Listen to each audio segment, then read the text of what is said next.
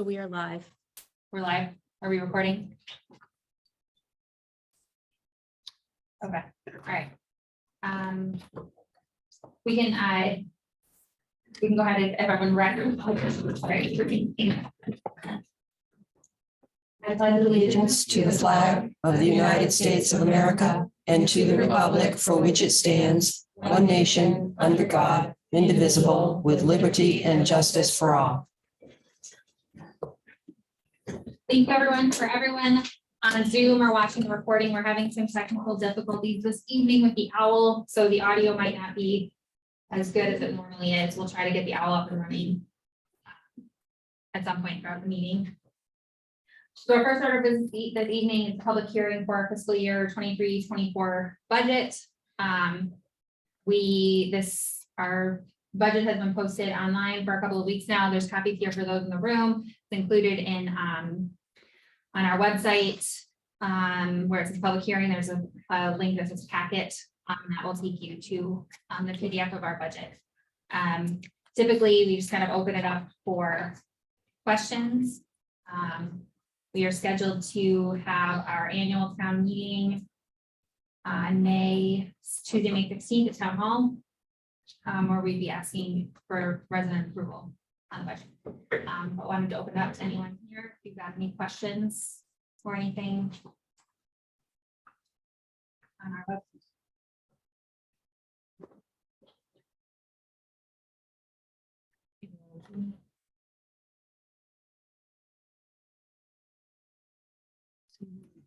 Here. No one has any questions on the budget? Is there anyone online? Not seeing any hands. Last chance. Yeah. Paul Steinhardt from Hill Drive. There's a new social media reporter, the Southborough Reporter. And they reported, the numbers don't seem to be jiving here with me. A proposed $9.2 million budget, which is an increase of $960,000 over current spending. And they said $850,000 is being allocated from undesignated. And then $622,000 will be part of a 7.5% increase. So I guess those numbers don't seem right. So I was wondering if someone on the council can just give a summary as to what you did with the budget. How much is it? How much is it over last year? What's the percentage? Where's the money coming from? How much is an undesignated? How much is the actual increase? I'd like to see, since you all worked on it and you got recommendations from your team leaders and the supervisors, what was the thought process here? How did you dig into it? Did you question it? Do you utilize zero-based budgeting, or do you just rubber stamp what they had last year, because this is an increase? So I'd like a little bit of a discussion as a presentation, what's going on with the budget, because usually at the town meeting, at that point, when you've got the line items there and the warrant articles, it's too late. So just to touch on that, we had, I think, 3 or 4 different public budget workshops where we talked through everything in detail, and those were available for the public to attend. I think, Paul, you're referring to a newspaper article, correct? Yeah, it's a new. Online, and I know that there were some issues with it. Yeah. Can you just address those quickly, Jen, while I pull up? Absolutely. Thank you. Zelda has come to meet with Tim and I last week about the budget. And she did a write-up about it. I saw it Saturday morning after speaking with her. So I read it, and unfortunately there was multiple errors. So her and I went over it, and she took it down and then corrected everything. And I know Karen's here tonight for the reporter, so they're taking turns and doing the different reports and going to different meetings. So we're hoping to work with them to make sure the public is getting accurate information. So everything in there is accurate now. Do you want me to address some of those questions? Do you? I've got it up. I'll kind of start the highlights and then we can dig into things as needed. So our budget for last year, fiscal year 2023, the total amount was $8.3 million. Our proposed budget for this coming year is $9,256,455, which is an increase of $960,942. We are anticipating, and keep me honest here, we're anticipating an increase in revenue over this coming year and of about $340,000, right? And so if we factor in the revenue as well as that $960,000 of and expenses for the municipal budget, it's about $622,000 additional amount from taxpayers. And that does factor in that does not factor in what we're planning to pull from undesignated or it does. Right. It's in the revenue. Yes, thank you. So yeah, we did work through this in a lot of detail. We did opt to pull $850,000 from the undesignated fund, which is something that we spent a lot of time debating and talking about. That's an increase from our usual pull from undesignated. I think there were, and speaking on behalf of the council, so please jump in if you guys would like to add anything, but we weighed many different scenarios in looking at the budget, and the staff had put together several options for us because it is an increase what we proposed for this year, and put together put a ton of work into proposing some different cuts needed that we could consider, I guess, in looking at the budget. One of the biggest things I think that was a factor in our entire budget increase is the cost of living increase. What's the 8.7. what is that called again? I forget. It's the social security Cost of living. Yeah. So that's just a fact across the country, and we wanted to make sure that our employees felt that they were being supported through these hard economic times. And so we opted to give all of our staff a 7.5, 7.8, thank you, 8.7, sorry. So many percentages. We opted to give our staff a pretty significant salary increase to align with the cost of living in an effort to keep our amazing employees and become competitive in the area. So that was a big piece of our overall budget increase. And as we were looking at the undesignated fund, there's a number of things that we've set into motion, I guess, over this past year, specifically around TIFs and TIF districts. And that's going to prove to be very beneficial for us in the future as far as being able to gain some additional dollars from those TIF funds. And so looking at kind of what we're expecting over the coming years, because we have put in this work to establish these TIF districts, we felt like this was a year that was appropriate to maybe pull a little bit more from undesignated fund to give our taxpayers a little bit of a break. We don't foresee that being like a long-term every year thing. That was kind of a special circumstance given what we're looking at in the budget and the increases that we see this year, particularly the 8.7 cost of living, that is not going to be something that we'll then see again next year. Go ahead. Tamara Steinhauer, Hill Drive. You mentioned there was roughly 300,000 plus in new revenue. Is that just from tax increase or what is that from? Can you elaborate on that? 150,000 of that is from the undesignated fund that they increased the past 2 years. We had 700,000, so this year's 850,000. And then the other bigger increases, the state revenue sharing went up $100,000. Vehicle excise tax, we expect to be about the same.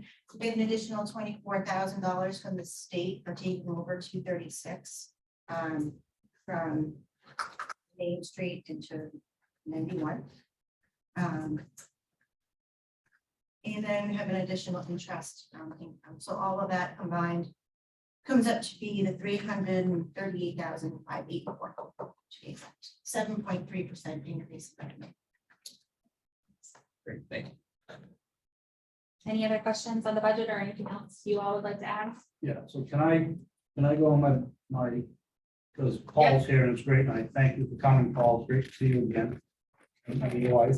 I'd like to, I'm sure, I don't know, Paul, you might have heard my rant last year, but I think they'd be good to pass that on, so I know Paul gets out with the public. And Cliff's here, and Cliff will know exactly what I'm talking about. So what we have is we have a perfect collision of 3 trains basically coming down the track, right, Cliff? And Cliff knows what the trains are. So the first train on the left is a train of the neglect of the town of South Berwick, not looking at any additional revenue streams of interest for the last 40 years. Town of South Berwick, the last 40 years, should have been planning, instead of looking for tomorrow and talking about next year's budget, should have been looking for 20 years out. They should have created TIF districts in the 80s and the 90s. In the 80s and 90s, they should have been progressive with business.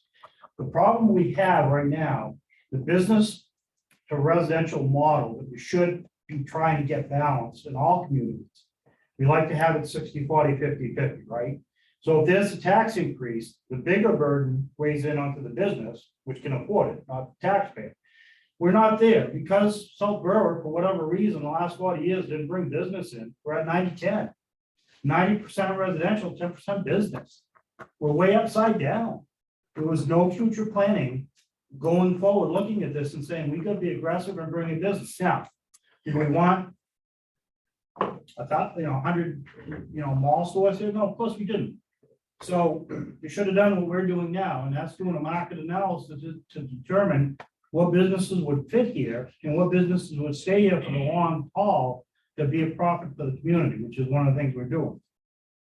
The other thing we're doing is, so our tax dollars, 70% of the tax dollars leave the town. Every dollar you pay, we're only keeping 30 cents of every tax dollar stays in South Berwick, but 70%, 70 cents goes out to school, state taxes, and other things. So that means, quite simply, we have a $100,000 project, right? Times 3, I gotta raise 300,000, pay for a $100,000 project using taxpayer dollar. With the TIF, we capture 100% of new growth. So now we implemented the new TIF downtown so we can get some monies for capital improvement projects downtown and to help do the comprehensive plan, which we're talking about moving forward. Those things will help bring more business here, which will help with tax funding, which will, we already used, how much of money did we use out of the TIF this year to fund salaries? How much? Roughly 150. 150,000 that we took to fund salary. So what you end up having right now is you have this train of 40 years of lack of vision and development for the town of South Berwick, which we're trying to, if this was 5 years from now, where we started a brand new TIF district in downtown, and we've redesigned Punkintown TIF, so we can use that money. And if this was 5 years from now, hopefully with new business and 5 years of new TIF stuff, new growth money, we wouldn't be looking at the collision we're looking at. But the collision we're looking at is the train of 40 years, the economy and the inflation. And they're gonna come together here on May 16th. And I can't do nothing about it except pay the employees. So in this budget, let me tell you some of the things. Paul, just so you know, this is 17 revisions. We've done this 17 times.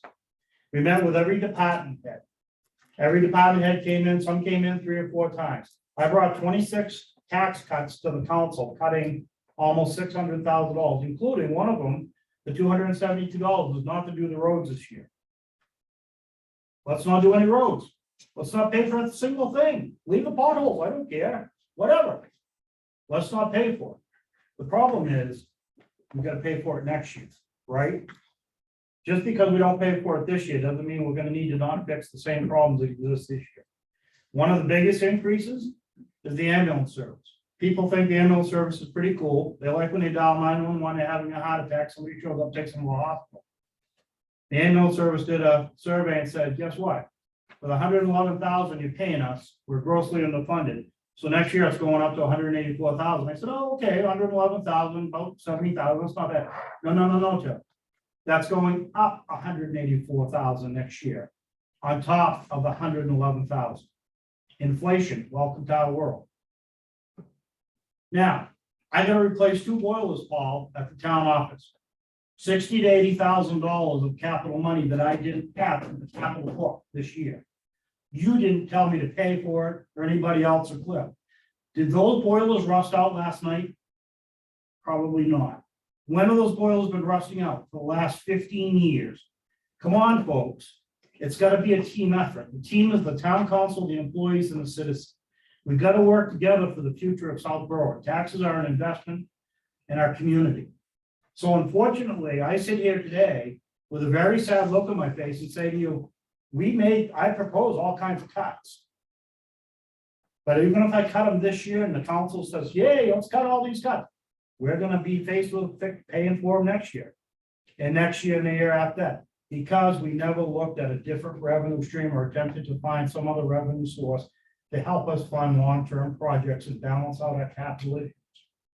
So we now have to take over Main Street and 236, so our population is over 8,000 people now. So the state of Maine's giving us that. As Jen said, how much are they paying us extra? 24,000. I gotta hire another plow guy in a time when it is inflation, and I gotta buy another plow truck because I need now have another plow route. And the state gave us 20,000. Thank you very much. Right? So all these factors have begun, I cut a police officer. Well, I had to cut somewhere, right? So the police department, we can't fill police officer jobs because our pay is not really competitive. So if we don't give a competitive pay raise to the law enforcement officers and the rest of the town staff, people aren't gonna work here. And so the budget went through 17 revisions, I opted 26 cuts to the council, and in turn, the council decided on 2 of the cuts for about $20,000, I guess. And the remaining money to come out of the undesignated fund. I hope that in 5 more years or 10 more years, if we're sitting here and we have an inflation problem with an economy that's running away as it is, that I can smile at you and say, well, our TIF programs and our long-term planning and our long-term capital investment programs and our business approach and our market analysis all work. And we have plenty of money to balance this out. But I'm so very sorry to tell you, I don't have that this year. I've only been here 1 year and 6 months. I'm doing what I can with what up in my hand. We have dump trucks that need to be replaced. We have, I gotta hire additional employee staff. All these things, health insurance costs went up. The same cost for eggs, fuel, and milk that you buy, my employees have to buy. I had to up the cost, state minimum wage rate went up. So now the transfer station, those guys are making $16 an hour. We finally put them up to $20 an hour when Dunkin' Donuts doing $18 across the street. It's unique challenges that I wish I could have got every citizen in to say, help me with this. Because when I kept looking through the pages of going, isn't there some funding formula that I've dealt with in other communities that they have pockets of money and business layers and capital improvement pieces to pull from? They were never developed. Unfortunately, they're not here. So now we sit. We got inflation and we got a runaway economy. But, I don't have a good answer other than the reality of we tried to put together as frugal budget as we possibly could to still keep it services. Any cuts beyond the 7.5% that's in here will have an effect on services. You will see something on. And that's the reality of that. The board chair has recommended. But, Tamara, that's right. Is it time, and it doesn't have to be now, I get an answer, but is it time to consider single stream for the dump? Is that something? And then I just have one overall huge comment. It's kind of a vicious cycle of us wanting more growth and us having more people. And then a couple of months ago, I think there was an email or a notice from the water district saying, everything seems rosy now, but we're going to be short of water and we're always going to be short of water. So if we grow, we're all short of water. And I guess then overall, you've got to balance growth with what can support the 8,000 people who are here. Exactly. And so that's what we're doing with the economic developer. We have an economic developer here. So as far as the water, I don't want to speak for them, but I do know they're looking for new wells, but they're getting a new well. I do know that. That's one of them. But the problem we're going to have is growth is going to come one way or the other. Growth is going to come, and we're better off if we control the narrative. Because the last thing you want, I probably want, at least I don't think you do, but I don't. I don't want one stores on every street corner in South Berwick. So, that's just reality. And if we don't control that narrative, we could lose the character of the village, we could lose, I mean, there's already there's a state law LD 2003 that I was zooming on today. That talks about affordable housing and affordable housing development where people can split their lot. We'll start splitting a lot downtown on Liberty Street, see what's gonna happen. But what happens if Russ Neiman now can build 2 more houses on his lot? Or tax revenue. Absolutely, more tax revenue.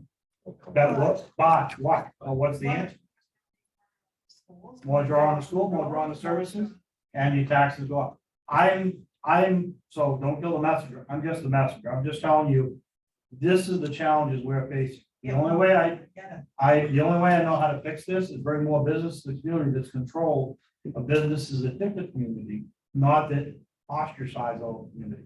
If we don't do that, rest assured, as time continues to go on, the taxes will continue to skyrocket here, because every time a family moves in, time somebody moves in and there's a draw of school, draw of fire, draw of police, draw of handle, it's a 90%, 10% payment, unfortunately.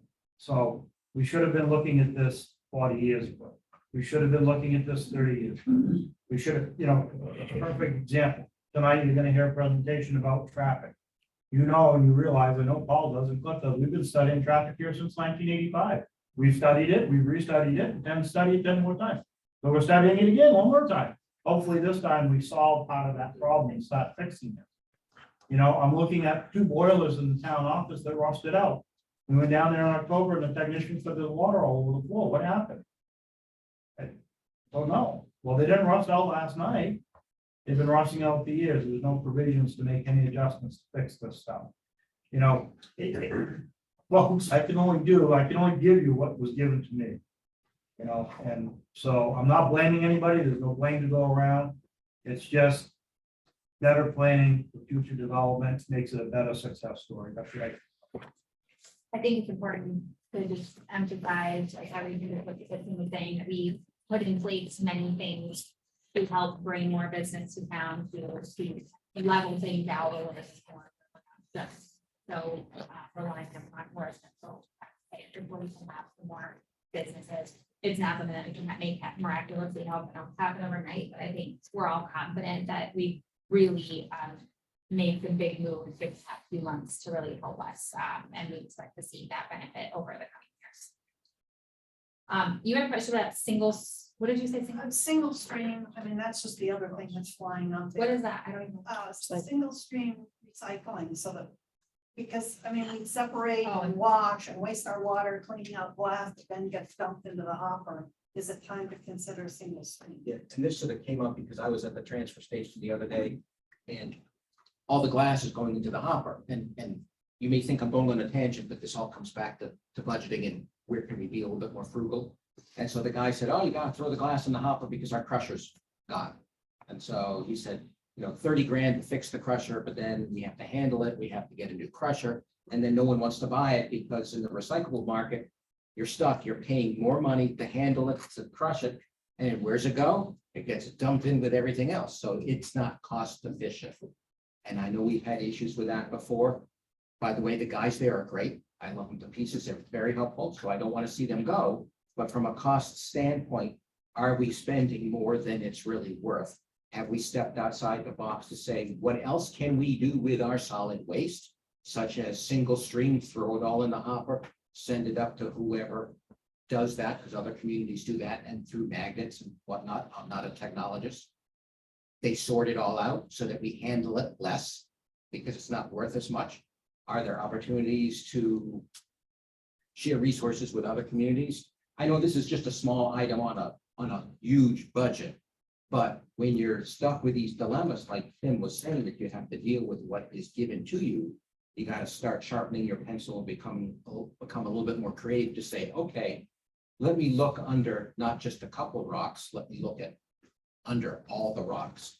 And that one just seems to be, and has been for quite some time, a low hanging fruit. So if we don't have to spend 30 grand, then let's not. And just one more follow-up question, Tim. But for Paul, hang on, Yes. let me answer your question. Yes. Your statement right here. So yes, Jen's working, got a meeting with our hauler. Right. We've been, we've been camped twice to talk about glass. I've talked to North Berwick and Elliott about sharing resources and whether or not we can. We've got to look at that because in the next, talk about change, right? So my future plan is tomorrow, I'm gonna go to my desk and straighten out all the papers. But I gotta tell you, in 10 years, I'm not looking at that. I'm looking at 10 years down the road. And already in talking to Maine Waste Energy and Maine Resources, trash is gonna become the next biggest cost to taxpayers. Because exactly what you just said, the recycling world is all going upside down. So that's gonna end up being in the next 2 to 5 years, something we've got to look at. So that we can get ahead of the curve, which is why I have an assistant town manager. She handles day-to-day operations. I'm doing everything else looking at 10 and 15 years out. And I probably won't be here, but hopefully I'll leave you in a better place.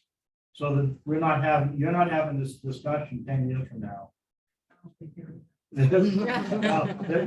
So we're in a better place, right? That's my goal. My goal is, I'm doing everything I can for the town today, and so is the council and staff. We're being frugal, but we only have so many tools on a toolbox.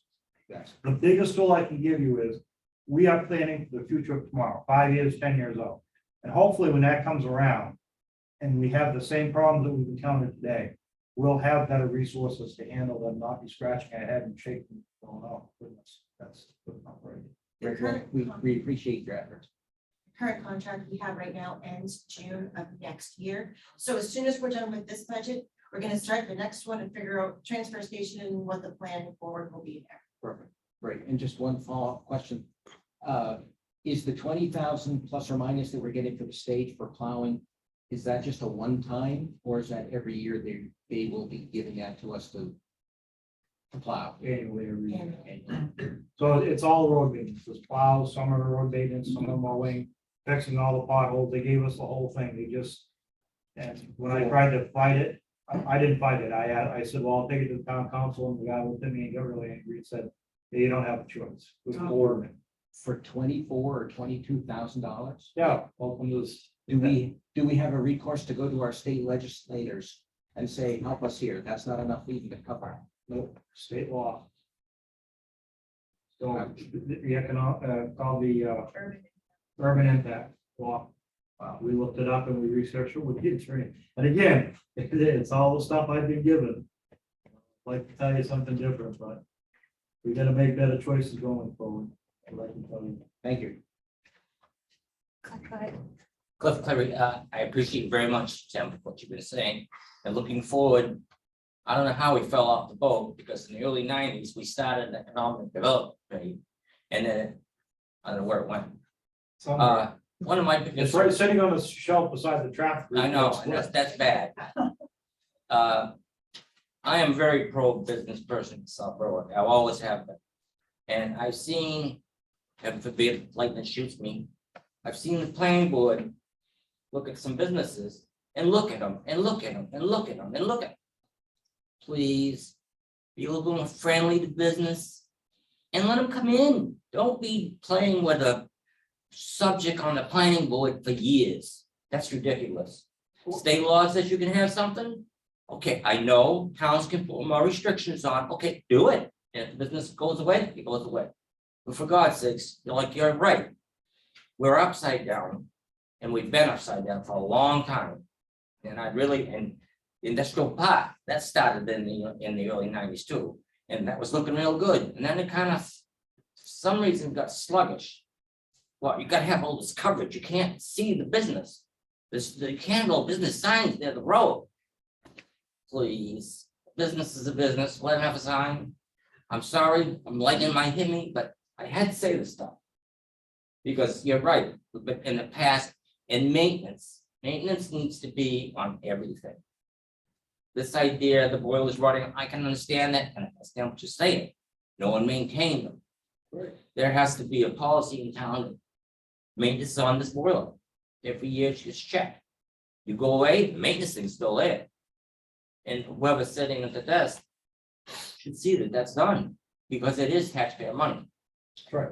Okay, I'll be quiet for a few minutes. Is it, Sort of, but just on your boilers, when we went to talk about the boilers, I went over to P. Gagnon and Sons. And I said, they're the ones who their names on the boiler. And that, they said, yeah, we used to have a contract, come over and clean and maintain them. I said, okay, and you still do that? They said, no, they canceled it 2016 to save money. We haven't been over for a long time. Maybe you should come. Again, stepping over $1 to pick up a dime. I'm good.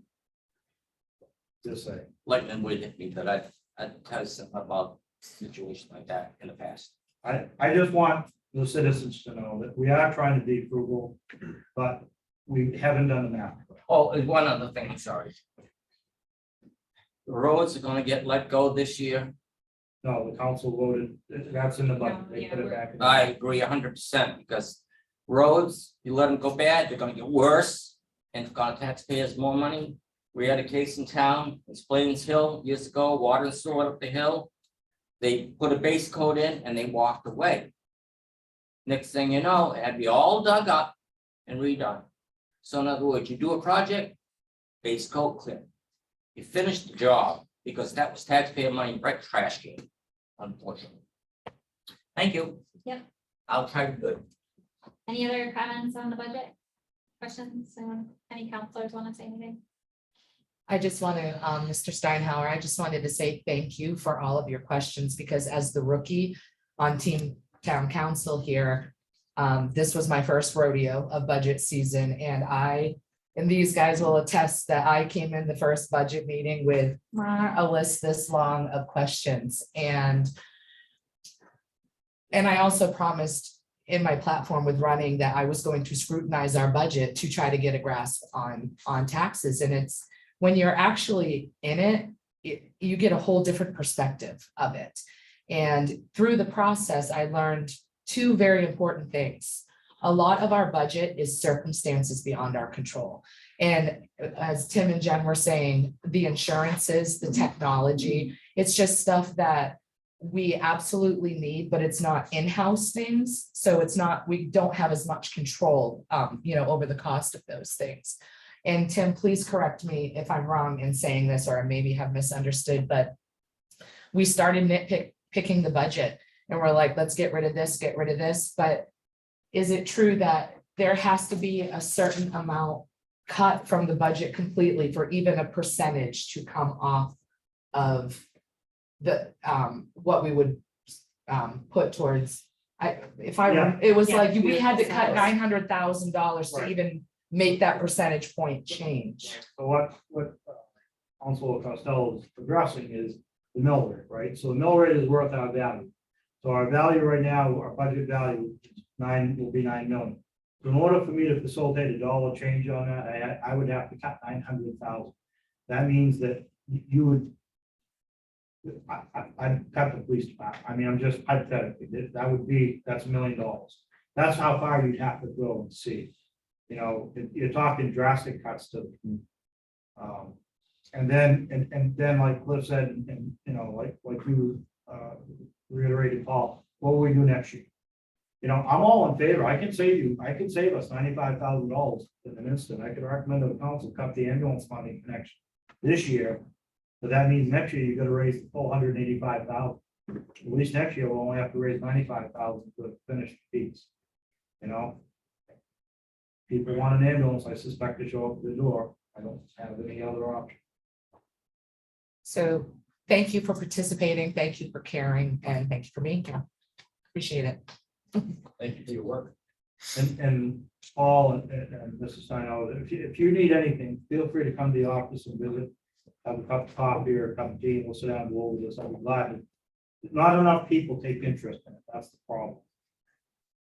It's not a budget question, it's just a thing that when you talk about the budget increases, though, and you decided to give 8.5% raises and blah, blah, blah, because people of the employees are. Just remember that there are taxpayers that are paying that also. We're paying that in our home as well. I haven't gotten a raise in 4 years. I work for a nonprofit. And I know I'm not the only person that doesn't get raises every year. So I just would love a little bit of consciousness about the fact that, yay, these great town employees are getting this great raise and that's lovely. But the people that are making that happen may not be so lucky. And I just think there needs to be a consciousness around that, especially elderly people. right, any other budget questions or comments? All right, we'll go ahead and close the public hearing. At 7:05. We'll start with our regular council meeting. We have 4 councilors present, John, this is not here this evening. Before we jump into things, I wanna, I wanna make a motion, just to address something from our previous meeting. So at our, meeting on the 28th, we opted to table a motion, and, I just would like to amend that motion to put a date on when we're going to take action for it. So, I'd like to make a motion to place the tabled motion from March 28th regarding, appointing a, alternate planning board member to the full planning board, to place that back on the agenda under unfinished business for our April 25th meeting, so 2 weeks from today. Second. Your motion and second, any discussion?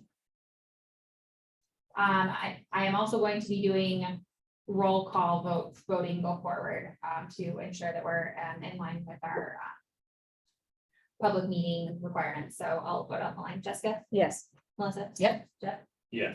Mallory votes yes, and John is absent.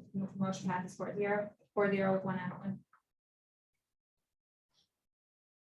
And then if there's no objection, I'd like to bring new business number 1 up to the top of our. Any objections to that? I need a motion. I'm good, okay. Bob, are you okay with that? Okay. Because we're gonna be taking action on some planning board appointments 2 weeks from now, given the previous motion, I'd like to also that table new business number 1. Regarding planning board appointment to April 28th as well. Second. Thank you. Any discussion? Are you Mr. Rouse? I am. I brought this up because I didn't want to make you sit here all evening. Okay. So we're gonna take up this item in 2 weeks. Gotcha. No, that sounds good. Okay, thank you for coming. I didn't want to make you sit here throughout all of our other business, No. unless you'd like to, please stay. All right, we have a motion this is on the table. All those in favor say aye. Jessica? Aye. Melissa? Aye. Jeff? Aye. I vote aye. Motion passes 4-0. Thank you so much, guys. Thank you. We'll see you Take in a couple care. weeks. All right. Thanks, everyone, for going out of order. We can jump into approving the minutes. I'm gonna let you, Yeah, I just had, Jeff, what's that? I said you have some edit before we. Yeah, I just had one edit to, I gotta find it now. Under new business number 2. So I wrote it out so that you guys could see what I was saying. But basically it is adding some extra comments after looking. I just wanted to make sure that it was clear and right. So I added the blue on our sheet, which was, do I need to read them all out loud right here, or how does that work? It's up to Barbara, what's your? You probably should for the public. Okay, so essentially I added some wording essentially, so the final note for that number 2 would be: the council discussed the change appointment of Chris Prunier from an alternate on the planning board to full voting member. Sam Linkstrom and Roxanne Poulin both spoke in opposition to the appointment. I added, during their comments, a point of order was called by town manager Pellerin, identifying that the statements being made were complaints and that complaints should be formally submitted in writing to the town manager, which would then be forwarded to the town council. I continued on for the new minutes to say, town manager Pellerin also stated that it is inappropriate and a violation of our code to discuss a board member without that member being present. I also added, for more clarity, council chair, Ms. Cook, agreed to the point of order and asked that Mr. Linkstrom and Ms. Poulin work with the town manager Pellerin to organize any discussions regarding their complaints with the council. The notes continue on a motion by Mr. James, seconded by Mr. Minahan. It was unanimously voted to table the appointment until further investigation. And then the town manager Pellerin added that he would contact the council and work to schedule a meeting, possible executive session to discuss the issue. I put it in writing because there was a lot of stuff already in the minutes. and Thank you. So it was clear. So everything that I just read will be in those minutes and will. We'll replace the It's just adding more detail into what had actually done at the meeting, which you guys can all see on the report. So that was all I wanted to add. Yeah, thank you. So I'll go ahead and make a motion to approve the minutes from our meeting on March 28th, 2023 as amended by Jeff. Second, The motion in a second, any other discussion? All those in favor say aye, Jessica? aye. Melissa? Aye. Aye. Mallory votes aye, motion passes 4-0. Next, treasurer warrant. I'll go ahead and offer a motion. Motion to sign our treasurer's warrant dated April 6th, 2023, and the amount of $1,015,249.67. Second.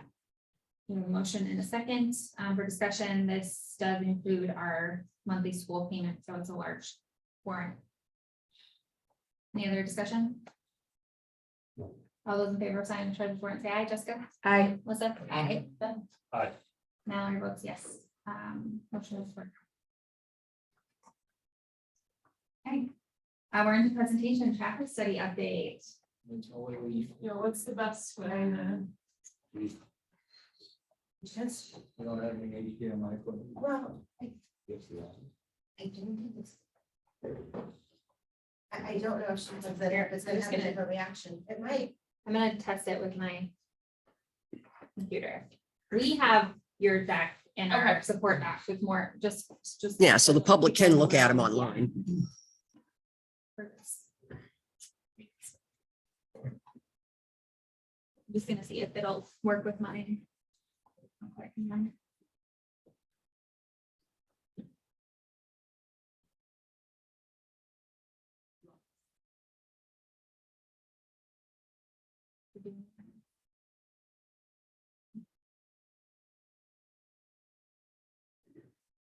Oh, there we go. Okay, here, if you want to plug in. That'll at least work. You have anything that didn't work on either of these ones?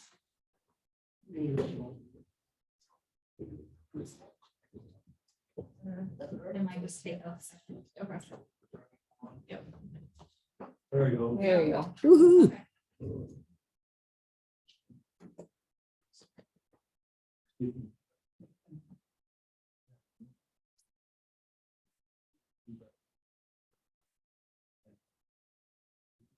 Here's my suit.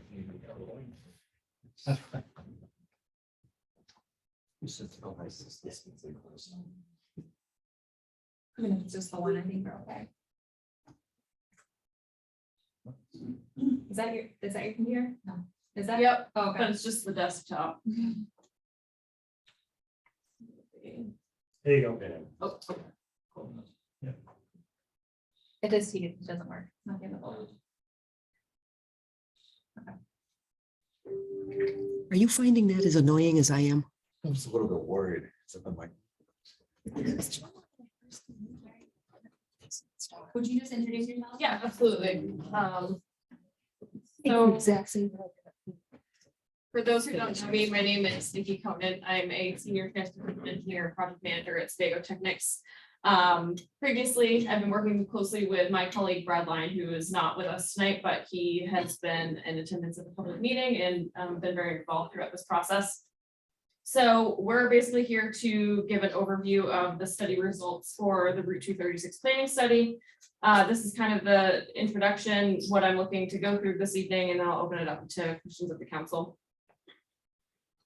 So to kind of quickly go through some of the preliminary information I've already introduced to you all. The study area for the planning study was originally from Dow Highway along Route 236 to Portland Street. So in August, we had a kickoff meeting with the town and we also presented to council to introduce our planning efforts. In October, we held a public meeting to hear input from the residents of South Berwick. In January, well, actually following the public meeting, we ended up extending the scope of our project to further study up until Norton Street, which is basically the limits that you see on this map. So after we extended our study area, we did a lot of background analysis and submitted a technical memorandum to the town summarizing basically all the existing conditions data that we had collected to date. Had a really good check-in meeting to determine kind of how the study was moving forward. So in March, we summarized everything that we had done to date, including our recommendations to the town. And then in April, where we are today, issuing the final planning study, reviewing with council, and then ultimately another presentation to the public to show our findings and get additional feedback. So some of the study overview, we completed traffic counts, vehicles, bicycle, pedestrian, and heavy vehicle volumes through the study area. We obtained historical crash data through the study area. So MaDOT classifies locations along their roadways. Some are considered high crash locations if they find that there's a higher than expected crash rate. So the diagram that you see on the right is actually the intersection of Main Street and Portland Street, which is currently designated as a high crash location. We completed a site walk to inventory existing facilities, and then we modeled the corridor in our modeling software, which is called Synchrosim Traffic. And we basically plug in all the traffic volumes, build the roadway network, and evaluate how the current roadway system is operating. We also completed what we call traffic signal warrant evaluations. So in order to put a traffic signal in at a location, it actually needs to meet certain volume thresholds through a certain number of hours in the day. So we completed those for existing conditions. So some of the takeaways from our existing conditions analysis, the intersections of Portland Street, Dow Highway, and Academy Street are all currently high crash locations. We went a step further, just given the high crash locations are based on the most recent 3-year period, which right now is 2019 to 2021. So that includes 2020. So we went a little bit further to see what had been happened historically before volumes were down through the pandemic. And actually the segment between Academy Street and Portland Street had also previously been a high crash location, as well as the segment between Portland Street and Yonge Street. So we did a lot of analysis as to what those kind of crash patterns looked like and took that into account as a part of the study. The modeling that I was talking about, the Synchrosim Traffic, showed extreme congestion through the corridor. Basically everything that we heard in the public meeting was truly represented as a part of that process. The model was so oversaturated that it was very obvious that some mitigation needed to be completed. And then also both Portland Street and Main Street and Dow Highway and Main Street currently under existing conditions are warranted for traffic signalization. And then in italics, we also looked at Academy Street and Norton Street as well. Academy Street has a really high volume of right turns. And so generally when you're looking at these evaluations, you're discounting the right turns, but given that it had a crash history and significant delays, we kind of looked at it from both approaches. And so if we did account for some of those volumes, it did meet warrants. Similarly with Norton Street, we ran the warrant evaluations there, and that does also meet traffic signal warrants. However, we did seem to find a strong correlation with cut through traffic. It seemed like we were getting a lot of vehicles that were trying to bypass the really long queues that are at Portland Street and kind of cutting over to Norton Street and taking a left turn. The volumes into Norton Street and out of Norton Street didn't balance, and that kind of signified that there was probably some significant cut through going on there. So we ended up reviewing over 10 different options for the corridor as a part of our modeling software. And then we ultimately kind of narrowed that down to 3 that seemed like viable to move into the conceptual phase with. The first one is what we were calling traffic signal option 1. This included signalizing both Portland Street and Dow Highway with the current lane configuration. So doing nothing else at the intersections, just coming in and installing traffic signals to see how it would operate. Option 2 included adding additional turn lanes, which adds additional capacity for future growth. And then we also evaluated what those intersections would look like with roundabouts. Ultimately, in rerunning some of the analysis, the signalization with the existing lane configuration didn't solve long-term problems. We were still seeing capacity constraints. And we didn't think that that was what you were ultimately looking for long-term. You know, Tim kind of mentioned, we've been studying this area for a long time. So what's the purpose of kind of putting a Band-Aid on it for the time being? I think if you're going to invest in the infrastructure, you want to look towards long-term. So these are the conceptual plans that are provided in the study at Main Street and Portland Street. On the left, you'll see the option to signalize the intersection with the turn lanes mentioned. In the northbound direction, we already do have an existing through lane and right turn lane, so that has been retained. The difference is in the southbound direction, currently there's just a shared lane, and we're showing a new left turn lane to allow for that movement onto Portland Street to get out of the flow of traffic and allow through vehicles to bypass. We've also revised the curb lines in this scenario, accounting for truck movements, but consolidating the size of the intersection, which has extreme benefits for the pedestrian crossings, which are now a lot shorter. You will note too that with the signalized condition, there is the ability to retain some parking in front of the businesses as opposed to the roundabout condition that you see on the right.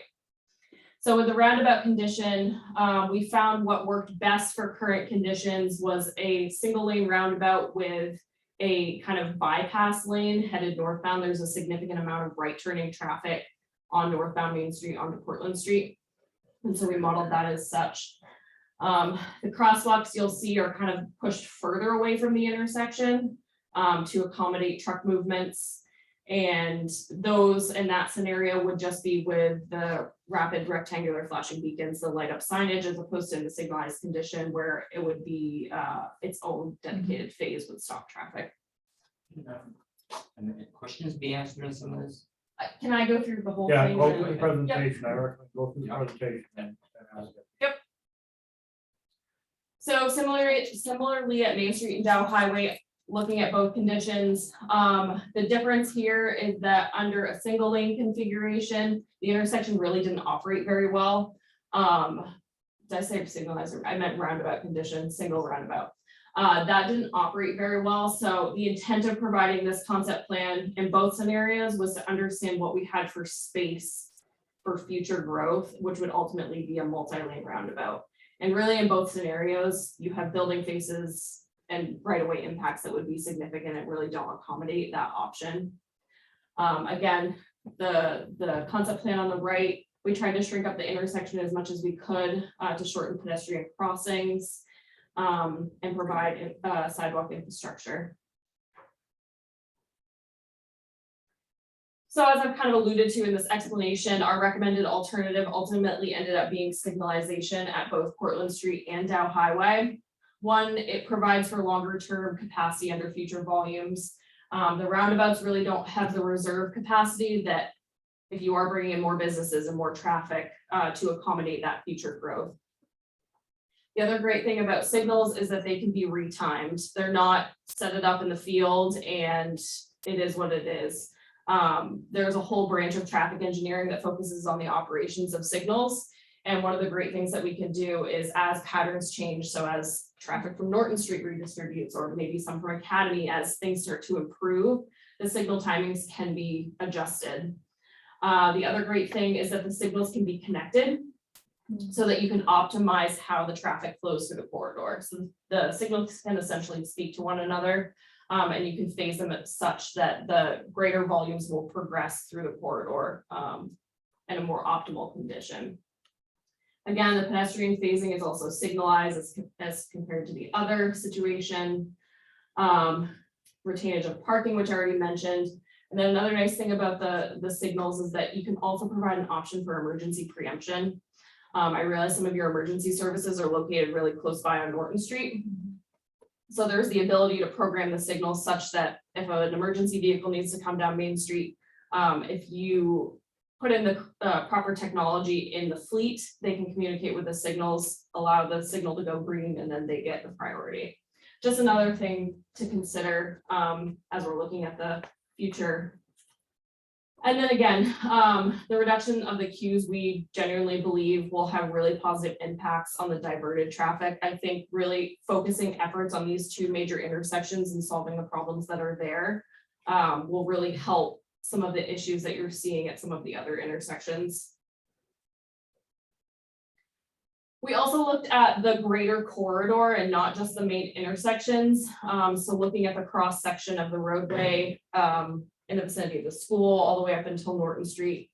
So some of our recommendations were to provide access management strategies by reducing conflict points. So this means reducing number of driveways to certain parcels, sharing access points when available, providing a proper corner clearance from intersections. So we like to have intersections spaced at certain distances from one another. So looking at things like that, and then providing alternate access on the side street if available. We also looked at providing traffic calming measures. One thing that we heard at the public meeting was there were a lot of concerns for speed. So you'll see things on the plans like curb extensions and things of that nature that could help traffic calming and also aid in providing additional pedestrian visibility around the on-street parking. The crosswalks that you see placed were kind of strategically laid out, and the ones that are not at the signalized locations provide those rectangular rapid flashing beacons, which I know you're all familiar with already. And then the concept plans also take into account reconstructing the existing sidewalk infrastructure to upgrade everything to ADA accessibility, the Americans with Disabilities Act.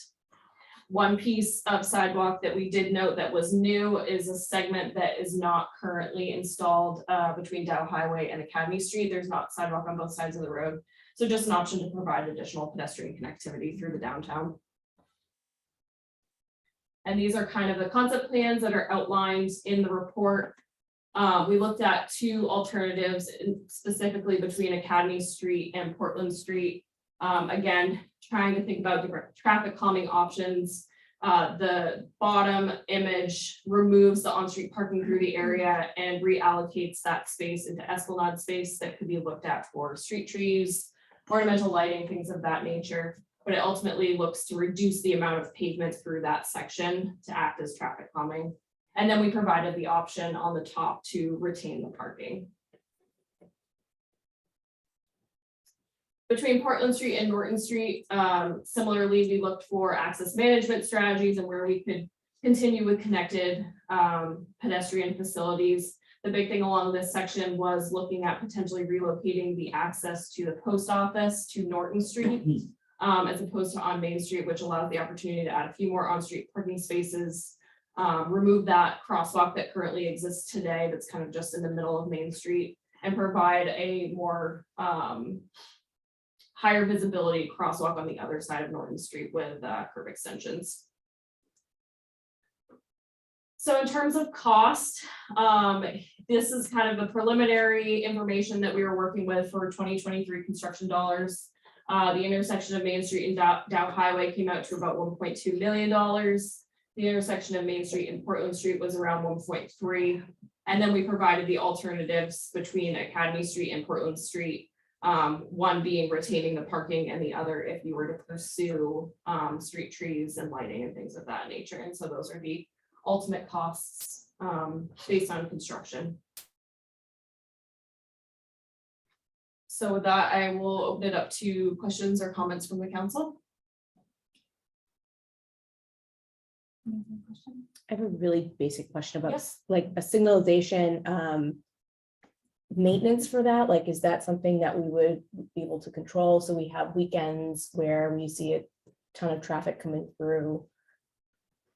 Is it like can we quickly like change our signalization to accommodate traffic patterns? Yeah, so it all or seasonal? depends, it all depends what you ultimately want to do. Sebago Technics actually operates some signal maintenance contracts with municipalities. For example, we have a contract currently with South Portland, and one of the things that we do with their signals is around Christmas time, Thanksgiving, Black Friday, we adjust their signals to accommodate additional mall-based traffic on Main Mall Road. So if that's something that the town wants to pursue, along with signalization, there are options to do that. The equipment that you put in for the detection that provides the calls to the controllers that basically detects that a vehicle's there and sends a call. Those can actually have traffic counting capabilities. And so we can do a lot of data processing and figure out what exactly is the best timing for the volumes. So like as a part of this kickoff, we set up cameras to count the vehicles. These cameras as a part of the signals could do that continuously. Just two questions. Yeah. Could you just let me know what exactly is the purpose of a mountable or striped island? What purpose does that serve? Yep, so the reason why we had to keep those mountable is because of the need to accommodate large tractor trailers. So when they're making those turns off the side streets, their trailer will drag over the island, so we can't do like a vertical curb or anything decorative, because you really need that space to allow them to mount.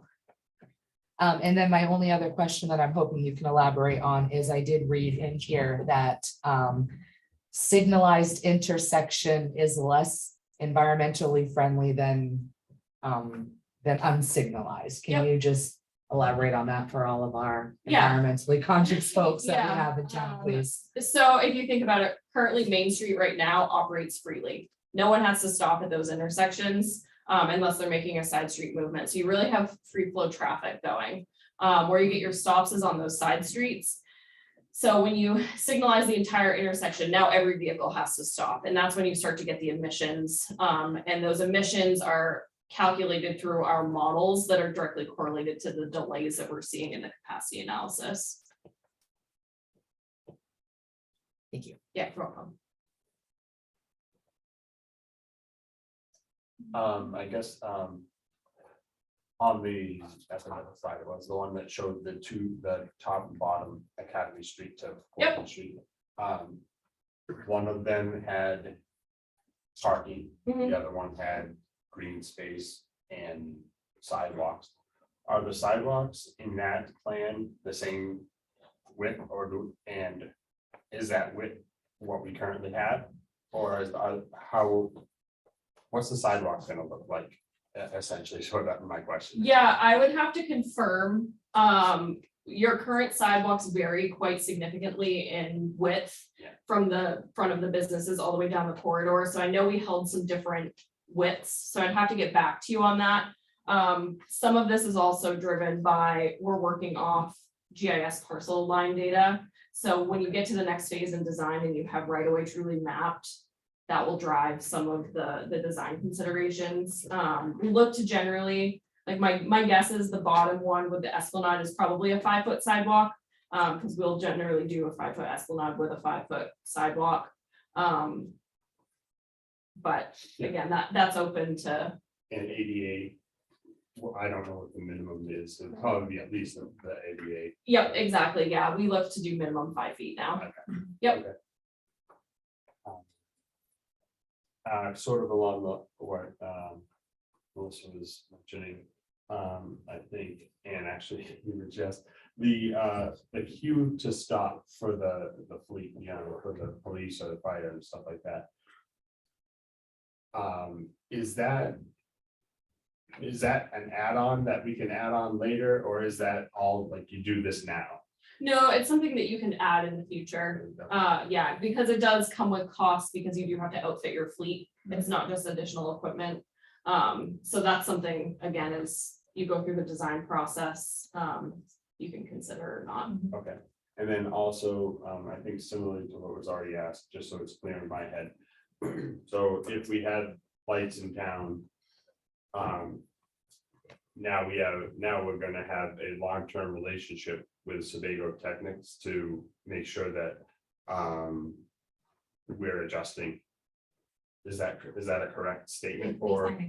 Yeah, absolutely. It's an additional service that we do provide and would be interested in talking further about if that was something that was of interest. And what would be the option otherwise, just to hire B to go up and just play around with the lights or? Yeah, you might have it designed and implemented. It may not be something that you do as often. It's not reviewed as often. I mean, don't get me wrong, it's not like we're sitting and adjusting South Portland's signals all the time. But it does provide the opportunity that, hey, 6 months, years ago, something seems like it's changed. We've had a new really big business come in, 5 years out, we've had something change. Can we reevaluate? Sure. Yeah. Excellent. And so it's clear in my head, what was your question about the mounting? Mountable. Yeah, I well, wonder if can you these define that for me a little shows- better, so I understand that better? 'Cause I took that So as Jeff, like- my concern was if we have a mountable in the middle of the road, then we're actually losing driving space. That's what I was thinking, mountable. That's why I needed clarification of what exactly was a mountable table and the purpose of it, because I feel like if we lose middle of the road space, then we're moving, so that was my concern. Yeah, so if you see on, hard to point to, but on the left, let me see my cursor. On the left side of that signalized intersection, you'll see the through lane and the right turn lane, and then that's where that mountable space is.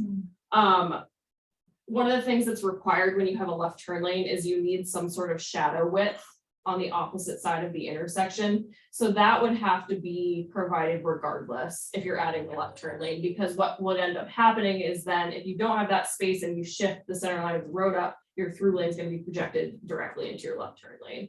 So it just doubles as mountable space for the trucks as opposed to being able to be reused as like landscaping space. And so that's why it's called out that way. And so. Forgive me. No, you're fine. In my head, I'm picturing I'm seeing two different options. Yep. I'm seeing paint in the middle of our road. Yep. Or I'm seeing granite. Yeah, in this case, I would recommend something more than paint. You might want to do something like a small raised concrete or stamped pavement, something that provides a bit more visual discouragement for vehicular traffic. But again, like that's a design detail that based on what the town ultimately wants, the cost differentials aren't that significant. Because we need to make sure that there aren't vehicles on that space, so when the big trucks turn, there's like clearance for their butt to come along. Yeah, if I had I wish I had one of the diagrams, because we run the truck turning template, so if you can envision a truck coming up Portland Street and taking that left turn where their trailer swings is over that mountable piece. So that's why I think that the trees are. Yeah, up there. right. And then from there, that, like you're saying, that's where we start talking with Jay and the fire chief and stuff like that to say, how many of these granite blocks are we gonna be taking out with our plows and things like that. Exactly, and we had a conversation about curb extensions and things like that, so once you really dive into the design process, all those things are on the table. What's gonna make the most sense for your town, ultimately, yeah. Great. Can I ask another question? Yeah. I think the rotaries are a cool idea, but I think that obviously like it's a dead end. But I don't want to necessarily call out specific properties. However, there is one in particular that I'm concerned about Okay, as far as the impact. okay, And I think you would probably be able to key in pretty easy on what that is at the end of Dow Highway. If we put a light in the rotary, it looks like it'd be just dangerous for them on that driveway. A light seems like it'd be more manageable for them if entering, exiting. But one thing I didn't notice was that it was an actual road. I always thought of that car place driveway next to it. So, what's it? Yeah, yeah. based on looking at your tax maps, it does appear like it's a private way. It just has a street name, Okay. so if there were any sort of like, for example, our concept plan notes. Here are your options. You can relocate this driveway from the middle of the intersection, or you can signalize it. If you were to relocate, there'd probably be some more significant conversations on the table. Okay. Yeah. And honestly, as we've had these conversations, that's the one that I've always been keying in on, because I feel like other people just kind of go with the flow. Yeah. So, Yeah, there's definitely some challenges with this intersection, just given the proximity to the driveways. I know the previous study that Sebago did in 2010 kind of keyed in on that.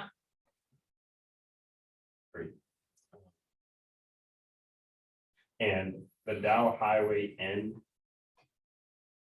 We looked at the intersection, right? I know that the Dow Highway end is a popular conversation piece. Because people are already using that breakdown lane as a turning lane. So we would. The plan would be to go back there and make those two active lanes. Yep, so what we're proposing conceptually is altering the southbound Main Street approach to dual left turn lanes. So it would be a left turn lane and a shared left, just because of how significant that left turning volume is. So what we would do is we would reallocate the space on Dow Highway from those really long lanes that are currently there. And so there would be 2 access lanes for the left turns onto Dow Highway. And then there would be 2 lanes available for the Dow Highway that's entering Main Street, but we would reallocate that space such that those approach lanes were shorter on one side so that we could reuse it for receiving lanes. Yeah. I explained that, okay? Yeah, I think that. Yeah. The only question, this is awesome. I really enjoyed like hearing this. Question maybe more so for Tim, like next steps. Where can we talk about kind of like what we can expect from here as far as public engagement? I know we'll have a public hearing. Right, so the next step would be take this, put it back on the agenda on April 25th. Yep. Set a public hearing date and then get your feedback and input from the public while we're doing that.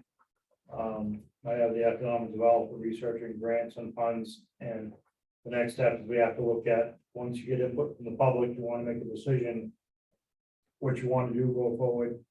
That then obviously that's the start of the project of trying to decide what project it is. You got to decide what you want to do.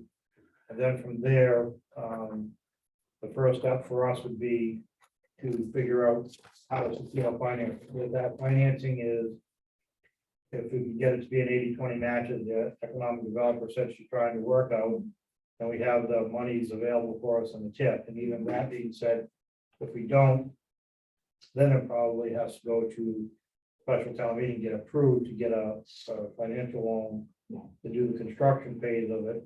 Then the next step after that would be to put it out to bid, or it would be to do the architectural engineering, which would probably be, we'd probably just stay with Sebago Technics. At this point, they've already done this work. No sense throwing all the money we spend in this out the window. Let's just piggyback on this and say, okay, now, now it's what she's talking about, the engineering design. Now they sit down, they start talking, the planning, and that takes, how long would it take for engineering design for you guys? 6 to 8 months, a year? Yeah, so if we start talking, it all depends on where you're getting your funding from. If you start talking about the federal funding process, that operates kind of under Maine DOT's threshold, and so we would have to follow their process. As a part of that, there's a significant right-of-way process because the federal funding directs their process on that, which can be time consuming. So the engineering itself, 6 to 8 months. The right-of-way process can be anywhere from a year up to 2 years sometimes. So there is time that comes with those dollars. But yeah, that kind of is what it is. The only failure will be if we do exactly what we've done here since 1985. We've studied this, now we have a solution. And I promise you, people won't come here, and I've talked to the businesses in specifically, you let me say that, the pizza place. He said, people, I have to have my parking out front because people have to park there to come in here. 'Cause people don't want to park across the street because they don't want to run across the street. They're afraid they're going to get run over. So what has been said to me from the council, as well as from a lot of people outside, pedestrian safety is equally important as traffic flows. And I think we got to keep that in mind too. And how we're going to fix that going forward in the future, and those are just some of the big points I think we gotta. But that's the path forward. The path forward is public hearing. Yep. And then for the council to come to a conclusion as to what do you choose for options. And then decide from there, hopefully we'll have some funding ideas. And then go forward with that, and then if whatever the case is, whether we take a construction loan out, or we get federal funding, get the architects to, or get like Spago Technics to start the conceptual design days and do that. And Nikki, when we do hold a public hearing on this, will you and your team be able to be there to? Yes, answer? yeah, we will absolutely. We'll do a very similar presentation and then open it up to the public. Yeah, Yeah, I got one more too. Go Yeah, ahead, you're Jeff. good. You sure? Okay, yeah, I don't know if you know the answer to this or not, but, because I'm sure you're more on the engineering part of it. But if we did decide to go with this construction, Mhm. what would we be looking at for a disruption of downtown with the installation of this setup in our town? Yeah, that's a really good question. So as a part of the process, we'll have to go to a committee that Maine DOT has. And they will look at traffic volumes on the road and kind of make a determination as to what the contractor is gonna be allowed to do for working hours. My hunch is that they're gonna be limited to off-peak times. Night work is probably not out of the question. So again, through design, we'll kind of start to iron out some of those things, but yeah, there will definitely be some challenges with construction, just given the traffic volumes. Yeah, so after your presentation, there was a bunch of other pages in there. Yep. And just for my clarification, Central School was mentioned as part of the old. That was the only reason it was mentioned. correct? Or Yeah, was there so we hinted at it just because it was such a big piece of the previous study. There were plans to relocate the access. So we did look at if that were to become a realization again, what the impacts would be. And so we identified the parcels that would essentially have to have land disruption to accommodate a backside entrance. And I believe one of them was to the private Central Street, and then the other was out to Young Street, which is what the previous study did. So that was just really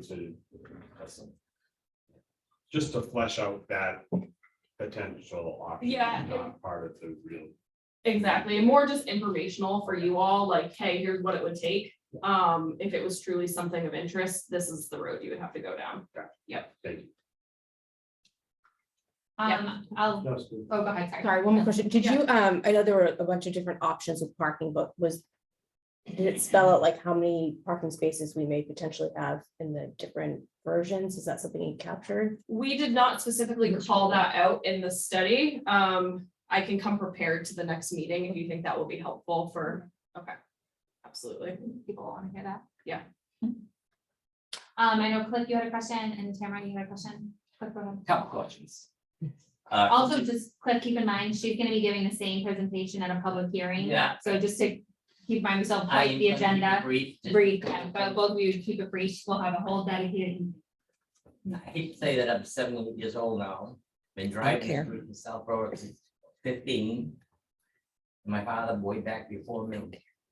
At any rate, on these high crash numbers, would you have the number of how many accidents have happened at these intersections? Yep, that's all actually a part of the study. We go by, That's for that. yeah, and if you, the study I believe is posted on your website. So you can go on there and it will lay out by location, how many crashes and what the critical rate factor is, which is the rate that Maine DOT uses to look at the intersection. And the only other thing, you might have heard me mumble something before here about business friendly. Mhm. The number of intersections, I mean, parking places, we're gonna lose. That's gonna be at the next meeting. Yeah, we will absolutely come prepared with some of that information for discussion. The one time parking in South Berwick on Main Street, diagonal parking. Mhm. You didn't parallel park. Diagonal. Just thinking. I hate to say I'm getting older, but I try to stay. Tamara, you had a question? I couldn't see very well. I'm sorry, That's okay. It's not your fault. It's just really small. But my question is on Dow Highway, where it isn't 2 lanes, but a lot of people make it 2 lanes because they drive in the breakdown lane, which frosts me no ends because that's a bike lane. What's gonna happen to the bike lane? I mean, a lot of bicyclists could be just wiped off the face of the earth with people wanting to make a turn lane. Let me see, let me pull up the planning study itself, if I can get that concept plan a little larger for you.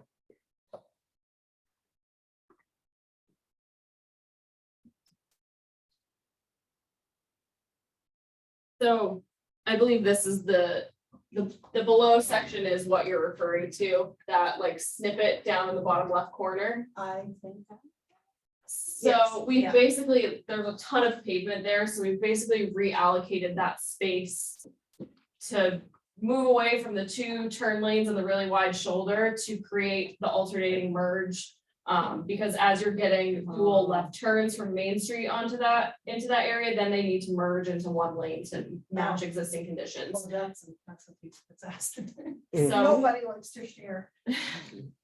we did not account for space for bike lanes through there.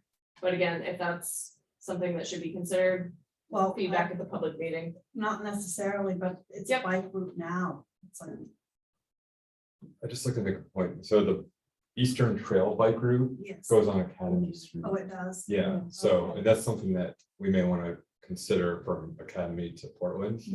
That's the Eastern Trail is through that. So I Okay. don't know, when you're adding sidewalk, you may want to take into consideration a little bit of room for bikes. Okay, thank you. Thank you.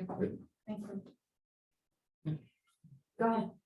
I didn't come for the, just a quick question. These are state highways. Why, shouldn't the state DOT be involved in this? They Uh, will be. Yes. They will yeah. be ours. And like Tim and Jen mentioned before, they are taking over a portion of Route 236, so it's becoming urban compact. So that gives more flexibility to the municipality, but the intersections. So just so good for the 2009 DOT recommended lights at least 4 Street, Main Street. So again, you jumped in late in the conversation. I'll reiterate, we've been studying this for 1985. And it's been piling up and now we're here. And failure to do something will result in us doing nothing. So we should do something. Any other questions? Yeah, just a question, funding streams. I saw the numbers there and they're big, and this is a big project. After being a resident here for 35 years, I don't think we've ever come this close, so it's great. I heard federal funding, TIF funding, whatever we can dig up for change in our pockets here. How about state funding?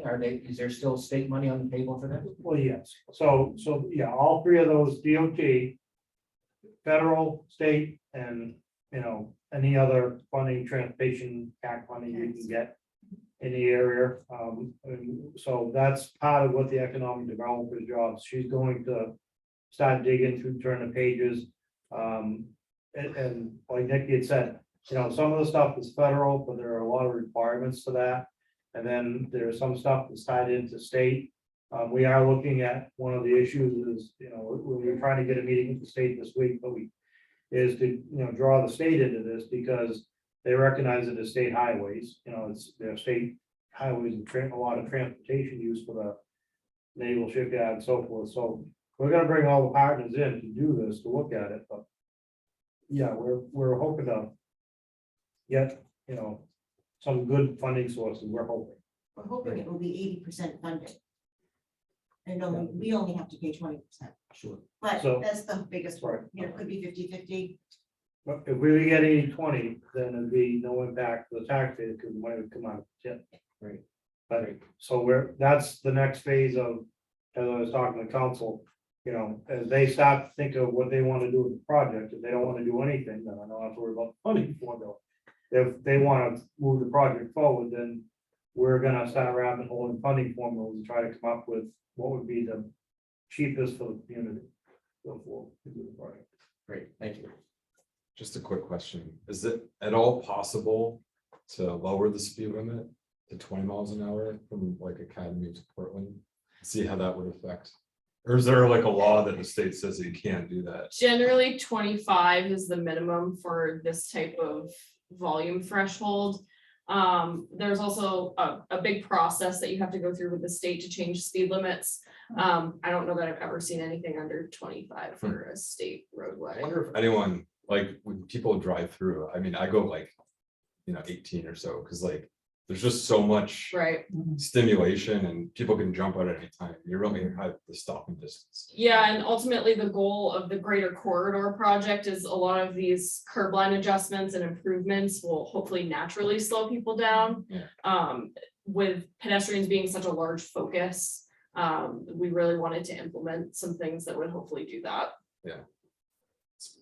Speed signs are a lot cheaper. Thank you very much. So this is a question from someone ignorant about traffic lights.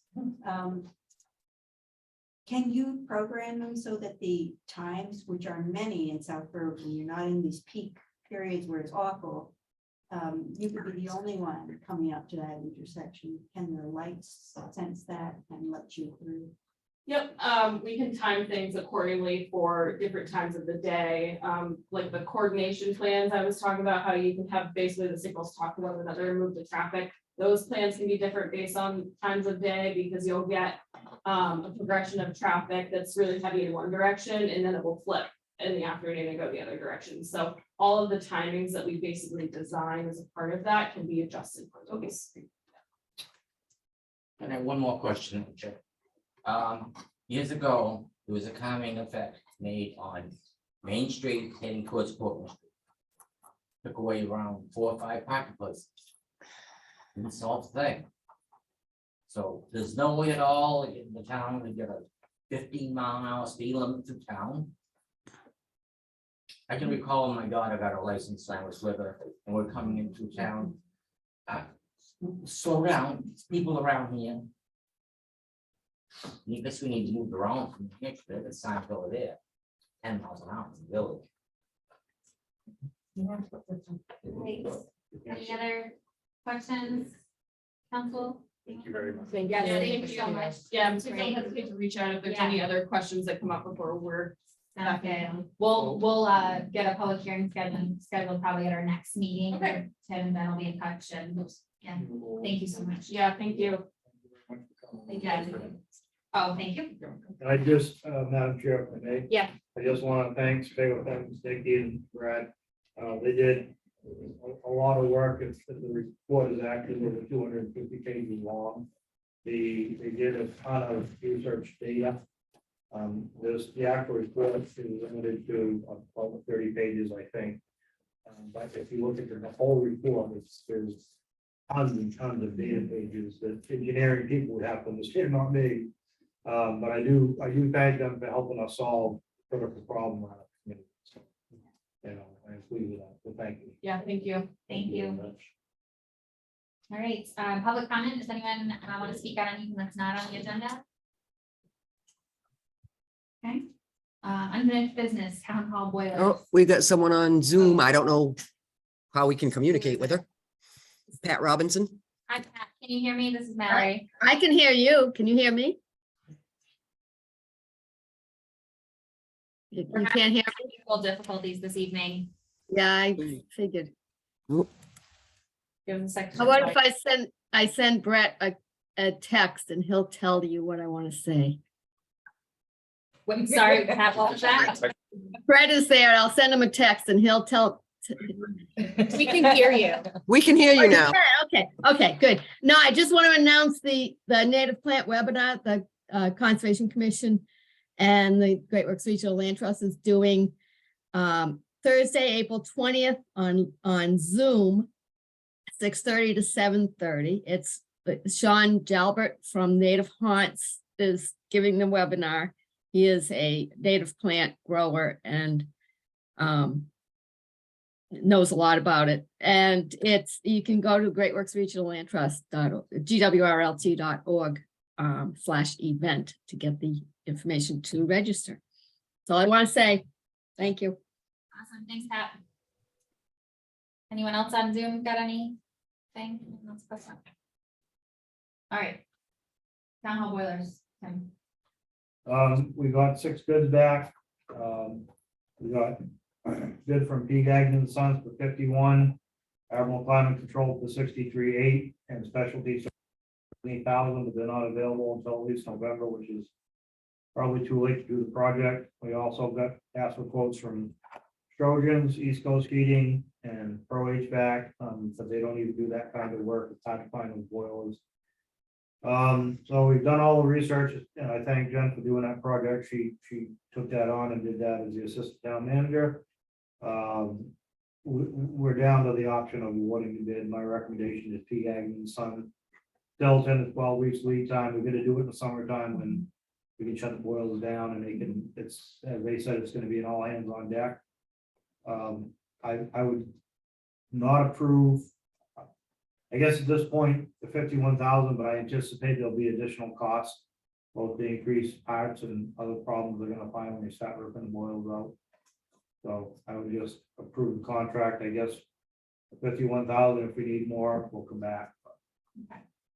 And it is P. Gagnon, they have the time and capacity to kind of do this when we're ready.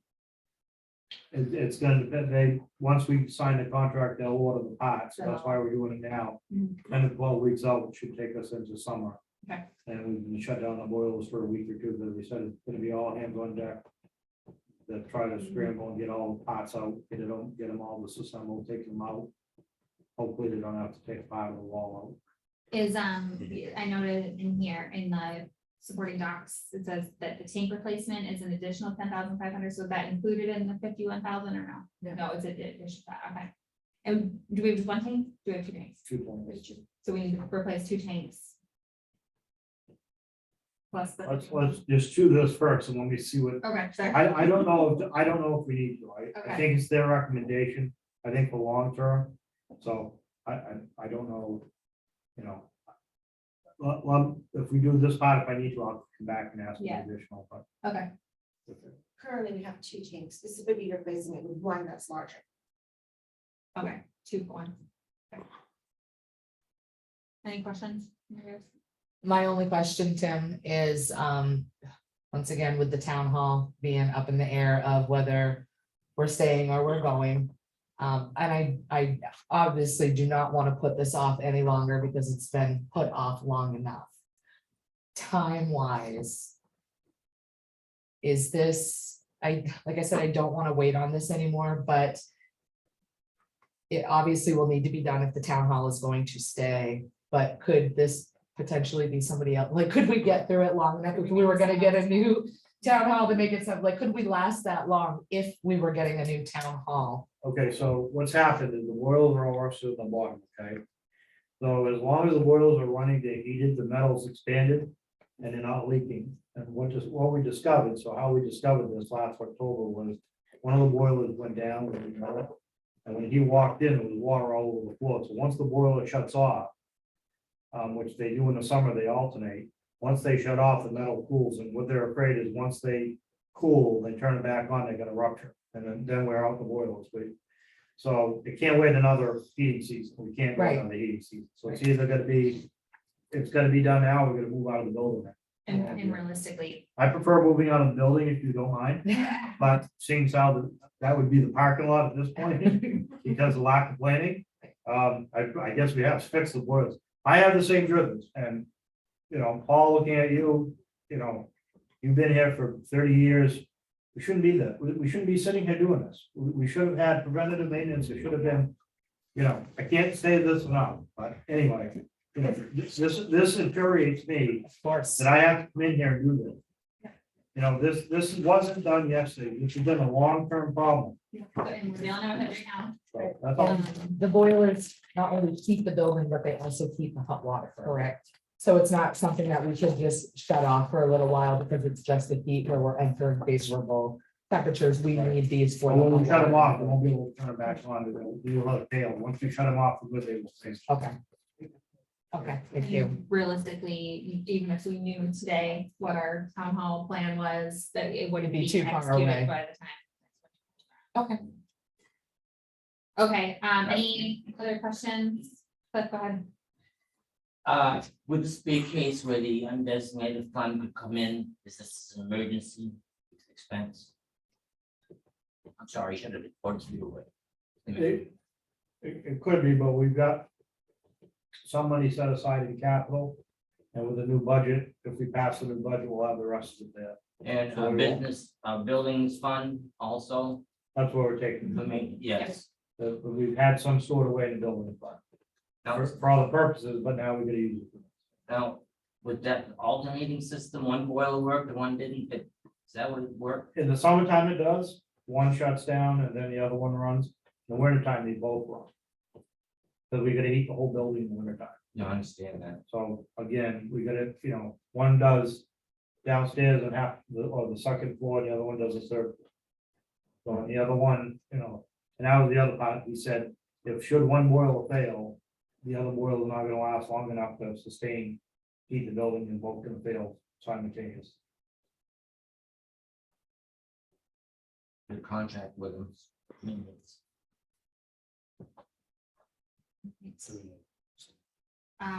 Yeah, number one. Yeah.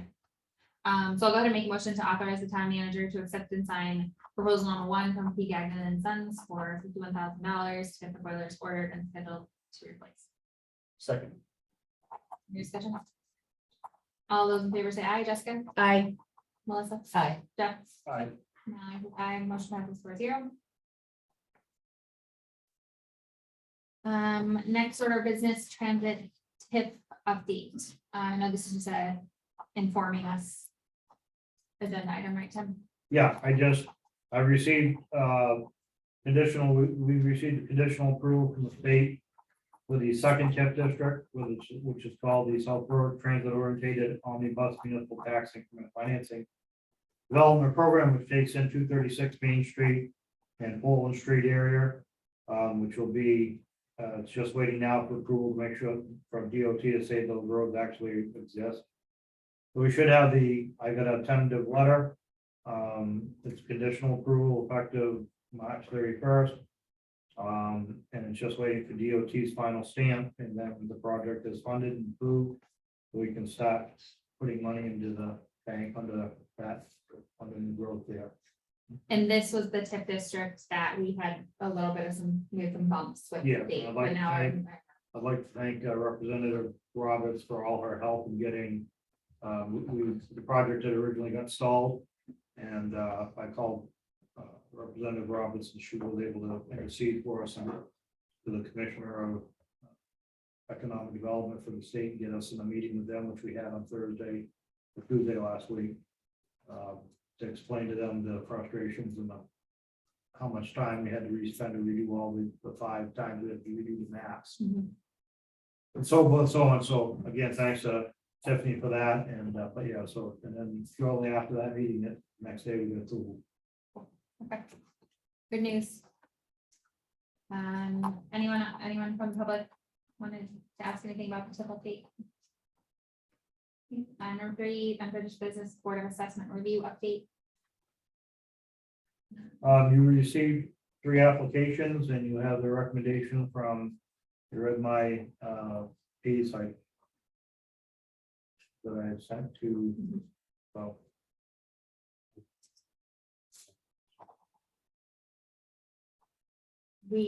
So on this topic, Tim spoke with our attorney because we need to have a full board. Yeah, I think this potentially, I haven't forwarded it on yet, but I did speak with everybody.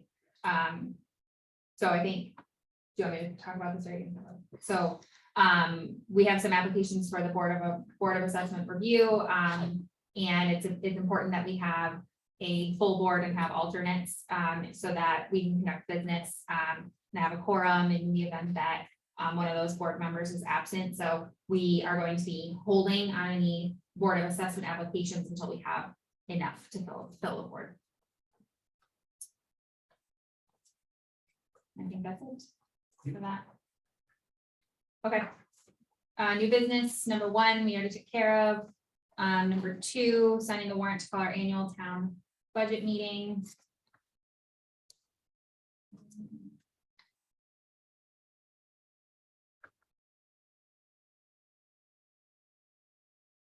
So we need, I'll go ahead and make a motion to sign the warrant calling our annual town budget meeting for sorry, missing the dates. Tuesday, May 16th at 6:30 PM in Town Hall. Oh, sorry. Tuesday, May 16th at 6 o'clock in the evening at the Borough Town Hall on the 3rd floor.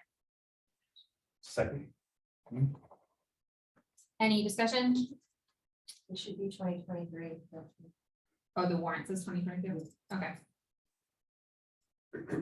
So we just need to amend the warrant. I don't know who's responsible for that. I'm doing good. I think we're through with the motion. All right, all those in favor, say aye. Jessica? Aye. Melissa? I, Jeff? Aye. Now votes aye. Motion passes 4-0. See everyone on the 16th.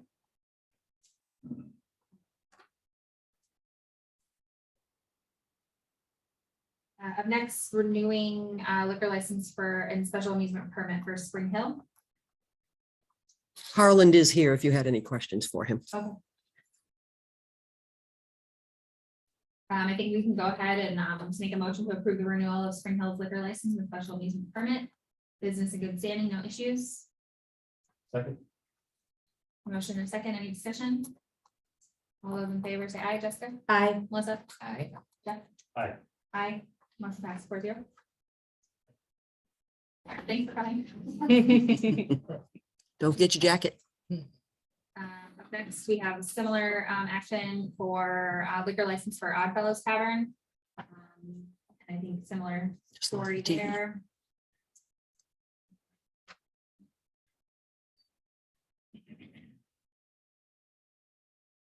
I'll go ahead and make a motion to renew the liquor license for Oddfellows Tavern. It expires on May 13th. Business in good standing and no issues. Second. Motion is second, any discussion? All those in favor say aye. Jessica? Aye. Melissa? I. Jeff? Aye, motion passes 4-0. Next order of business, transfer station stickers. So just to provide some context, we've had some challenges over the past many months with out-of-state cars trying to use our transfer station. It's obviously intended to be for Southborough residents, Southborough taxpayers. And I think sounds like we're now at the point where it makes sense to implement a sticker process. Sounds like stickers would be at no cost to the citizens. Some announcement or something would go out to, you know. We'll stop putting it out. The purpose of it not going into effect until it'd be in effect till 12/31/2024. It wouldn't go into effect till 9/1, gives 23. Give us a chance to be able to get stickers at town clerk's office and also transfer stations. What you see the representation, if they're not that big, they're much smaller. They're not sticking those on the side of people. But that's a resemblance of it. Great. Yeah, so it give us 4 months to have people, it's no cost. It's already in the town code and charter, it requires it. At some point you start doing it. And then we've ended up with exactly what Paul talked about. You know, we had, for Paul's reference and other everybody else's reference, you know, our hauling fees went up. We were hauling went up almost 4,000 a month. When we put up a sign that said for local residents only, dropped 4,000 a month. That's how many people were, you know, coming down a transfer station. And that's an additional cost on taxpayers. So the last piece of that is to follow it up with dump stickers, passes so that the transfer attendants can actually do what they're supposed to. Question on this, when we do implement the use of transportation stickers, transfer station stickers, that doesn't change the blue rag situation. No. So just so you know, we're not charging. So if you go to Wells, Wells was doing pay per bag and they did transfer station stickers. The stickers were $20 a piece. We're not charging. That's another cost of the taxpayer, but the town code says we can't charge. So, unless we change town code, but we've got to do something to get a better handle on controlling this, because not fair to the transfer station guys to try to figure this out every day. I'll make a motion. Mel, I just have one question and one concern, actually. I think from the department managers meeting, the stickers will be by license plates. Is that correct? Where will take their license plates? That box here, Yeah, will write the license plate there. okay, so my concern is for Barbara's safety, and the reason I say that is, unfortunately, there are some townspeople that move to town and they delay the process of registering their vehicle to our town, out-of-state plates. So if somebody is new to town and they have not converted their registration yet to South Berwick, and they come in and try to get a transfer sticker, do you have to turn them away because they do not have a main license plate? According to the code, yes. Okay, so I'm concerned for Barbara's safety. I'm not. That's why the plastic's up in the office. It's to protect them from me. Okay, They can see me, we give them a temporary pass, which is the old hanging ones we had. okay, We'll give them a temporary pass so they can register their vehicle and get it done. That's all. okay. No problem. Well, and so my other part to this was where you mentioned that, Tim, could we possibly consider placards instead of stickers? And the only reason I suggest that is there are some elderly folks and some folks that have disabilities that cannot go to the transfer station themselves. So they might have their son, their daughter, or somebody go to the transfer station for them, but might not. See, it's a, So that's a special pass. They just. Yeah. Yes, we'll just give them a special pass. So okay, we looked at, so in checking with different surrounding towns, they said that they did less than 50 of those annually. okay, So, you know, this is gonna get the majority of people, but for all the other, the special ones like that, we'll make do with that. They just see the clerk's office. The transfer station will say, go see the clerk will say, if you need a special pass, that's a proper call, town manager. They come in, tell us the circumstances, and we'll certainly help. That's what we're doing now. okay, And we'll accommodate them however we need to, if we give them, you know, and we just did one this week, a guy, his mother died here in town, so he's gonna be 3 months cleaning out the house. He lives in New Hampshire. I just put his thing down, gave him 2 3 months, I said, come back and see me if you need it longer. He said, this is the easiest town hall I've ever walked into, and got something done, thank you, so. No, we're, you know, we're user friendly. We'll make Okay. it work. no, just wanted, I really just didn't want to put a sticker on my shiny truck, but you know, that's what, you know, that's what we gotta do, I get it. The only problem with the hanging there one, that's the one where we had a long discussion about that.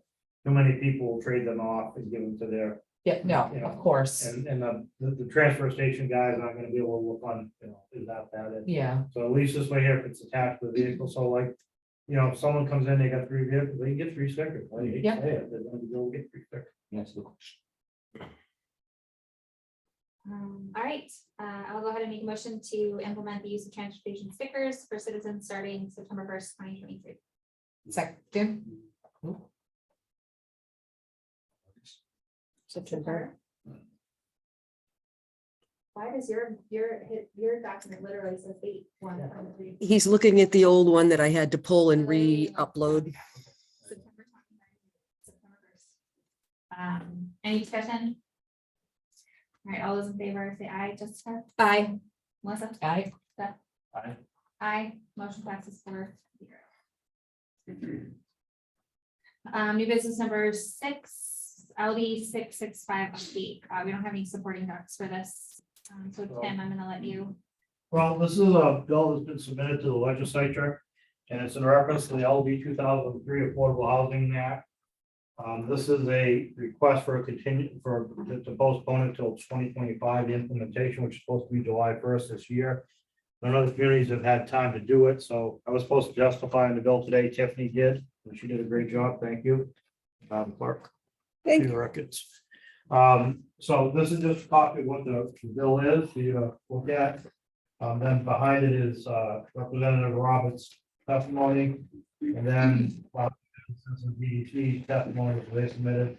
I was waiting online, I waited for 2 hours, I couldn't wait any longer, I had to get stuff done, so I didn't get a chance. There was a whole lot of people wanting to testify. The bill simply proposes that the implementation date get changed from July 1st, 2023 to July 1, 2025. There was, people, if this is the committee, we're hoping, the committee, but there was talk of it, so I just want to make you aware of this. Have they voted on this yet? No, it was just in committee today. Got it, okay. So they're doing that. We're hoping that they get the recommendation. There's actually 3 bills. 665 is one, there's 2 more with it. So we're just, and the second one, they attached the second one, I can't remember the number. But it was to change the law so that this doesn't have any effect on any community under 10,000 population. There was a lot of negativism about that. Mm. And I don't remember what the third one was. There was 3 bills. So they're in committee and that's what it was. I didn't get a chance to testify and I just didn't have the time today. I started on going by Zoom. I couldn't drive the vessel. So. Yeah. And at 3 o'clock, we still haven't got through the yeas and nays yet. So. Okay, so that's just an update for us. Thank you for trying to. Yeah, testify. just for you to, so you understand that we're moving forward with it. We're working with the SMPDC. But this is one of those things, they haven't even, there's holes in the legislation. They haven't got the grant funding formulas out yet. It's supposed to be done by July 1st. We'd have to have public hearings on changing our land use ordinances and so forth and so on and so on. Yeah. There's a lot of work to it and it's a huge burden on all the communities. All right, I think that's it for new business number 6. And new business number 7, we received 2 proposed ordinance changes from the planning board. With letters from the planning board chair and notes of those edits. This meeting serves as the first reading for us for those changes. I think at our next meeting on the 26th, 2 weeks from now, we'll have this on our agenda to schedule public hearings for these ordinance changes. We'll have an opportunity for the public to speak on those. And I do just want to point out, we did receive some public comment on this particular issue via email from residents today that will for sure be shared when we have a public hearing for these ordinance amendments, which we will be scheduling 2 weeks from today. Questions, comments? All right, that is all of our normal business. Town manager's report. Highway, 2 trucks that are identical models, both broke their front springs within days of each other. So as we talk about getting the truck getting older, we're gonna find that. They started sidewalk sweeping, street sweeping, say that fast 3 times. Starts on 410, they're doing road patching. They rebuilt the excavator, getting it ready for road work, plows are put away, so let's hope it doesn't snow anymore, because we're not plowing the road, it does. And we got a new hire at Treya Value, the new parks laborer. Police department had 3 arrests, 2 accidents, 52 traffic stops. Lieutenant Upton and Chief Ruger attended the FBI lead A executive class, 2nd class complete the triology, which is there'll be a 3rd class to be completed in July. Partaking in a walkthrough at every school in SAD 35 district, giving security tips and pointers of the school for a safer school environment. And Lieutenant Upton and Sergeant Stevens took the yellow flag. The law allows removal of guns from a person's possession following a medical evaluation to determine their mental fitness and a court hearing. The panel cites a lack of an available medical practitioner to complete an assessment as the reason for the underuse of the law. It's training for firearms withholding from mental health. Fire department had 8 calls. Year to date, there are 196, which is an increase over last year. They're doing spring cleaning, preparing for spring brush fire season, which has already started. They're completing the annual air pack fit testing for this month, which is a federal requirement. The department attended this year's East Egg Hunt, Touch a Truck at Central School on Saturday. The event was well attended. People seem to enjoy the new location. Fire officers assisted at Marshwood High School by providing a fire watch during all 6 performances of Frozen the Musical. Allowing the production to include use of a fog machine. Training this month has been finishing up the Bureau labor standards for all members, and then forestry firefighting equipment operations will be the last training before fall. All equipment apparatus are in service, and there have been no major breakdowns or repairs for the past 2 weeks. The Firefighters Association will be picking up a new boat that they bought for $20,000 and making a donation to the town, be sending us a letter for you to adopt. Code enforcement is on 1 building permit, 2 internal plumbing permit, 1 internal plumbing permit, 2 violations. On the planning, they got 3 projects in front of the planning board, 5 ordinances to be updated. Why don't you take over the library? Lorraine did her Fairy House program last Tuesday, which was a big hit. 20 people attended and requested another one to be done in September. They have a new display for the National Librarian Day, which is on April 16th. They will have a book discussion next month, which will be Intimacies by Katie tomorrow. Recreation had a very successful Easter egg hunt on Saturday morning. There was about 80 families and 120 plus kids attended the Easter egg hunt. Wednesday, the 5th is the Easter luncheon with seniors, about 80 seniors attended. And they have 1 more week of tax appointments. Camp registration opened last Monday, and every week of camp is about 2/3 already full. So that's great. We're working on town signage to have at the courts and Powder House, as well as the fields on Willow Drive. Seniors, St. Patrick's Day events were successful. Yeah, okay. With 80 folks attending that luncheon. And then again, the Easter luncheon was on Wednesday, April 10th.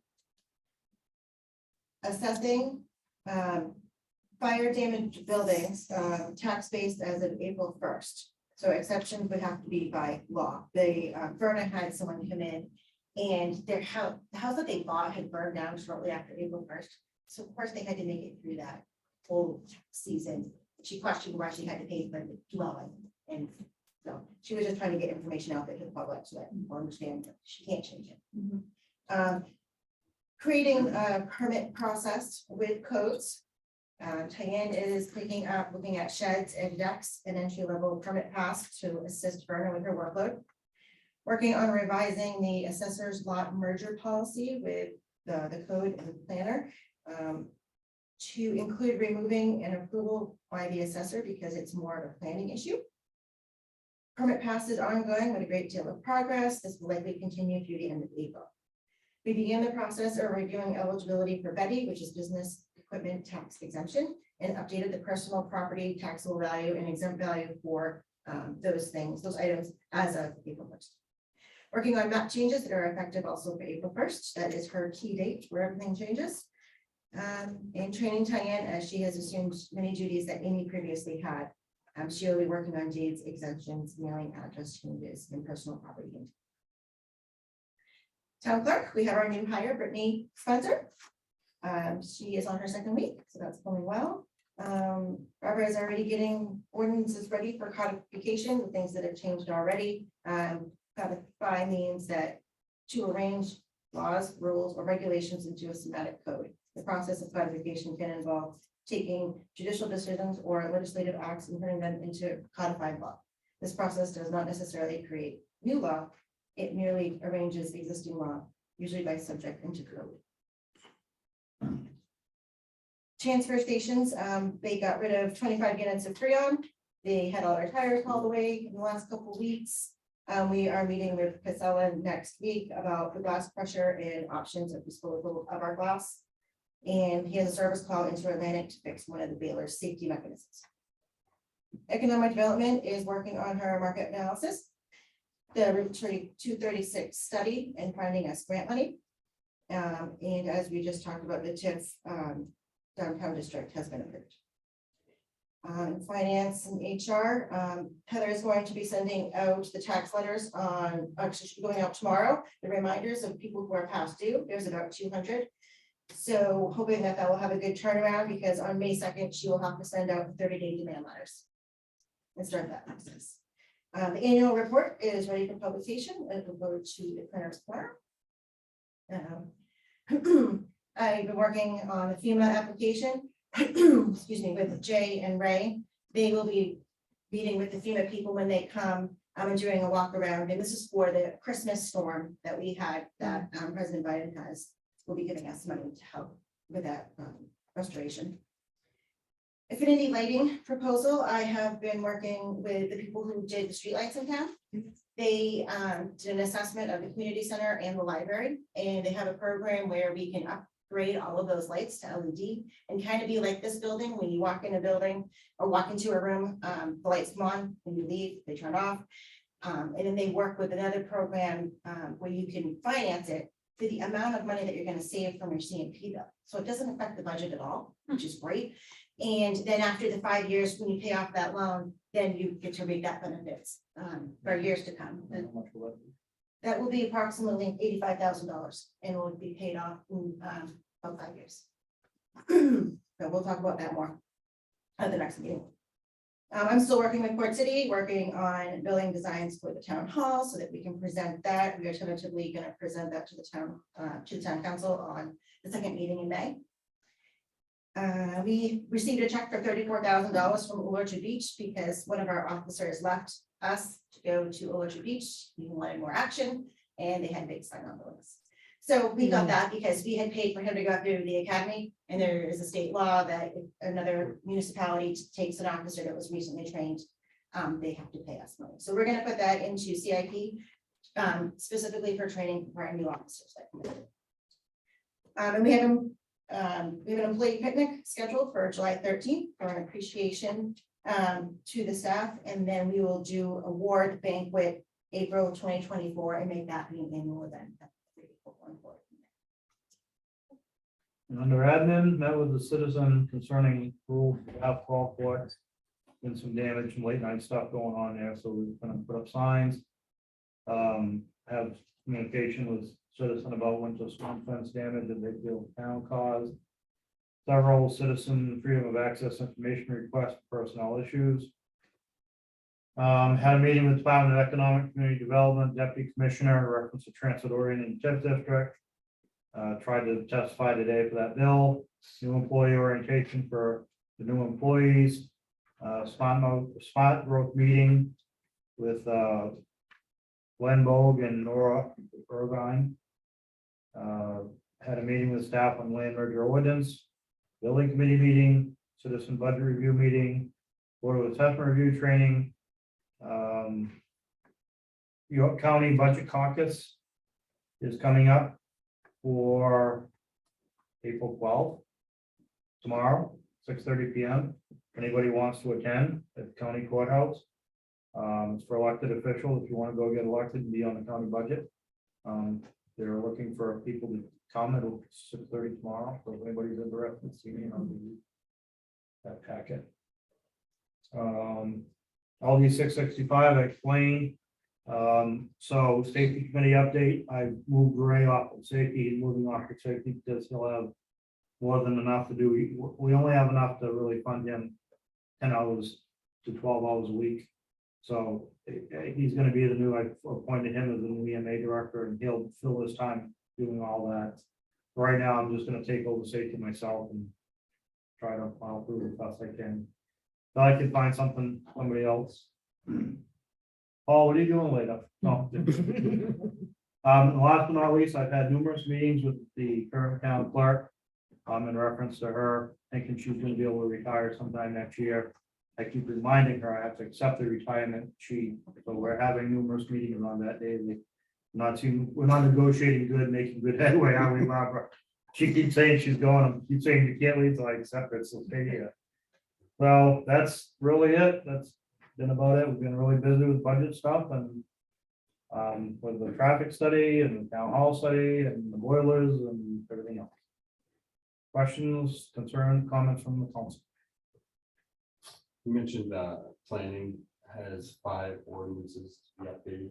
Is that including the 2 that are? Yes, sir. That's included. Okay. So Yep, so there's I think one for assessing, those 2. One for assessing, I can't remember the other 2 are, but there's 5. I'll be up shortly. 5 if there was 7. No, there's 5, just 5, total 5. Those 2 are the first 2 coming up.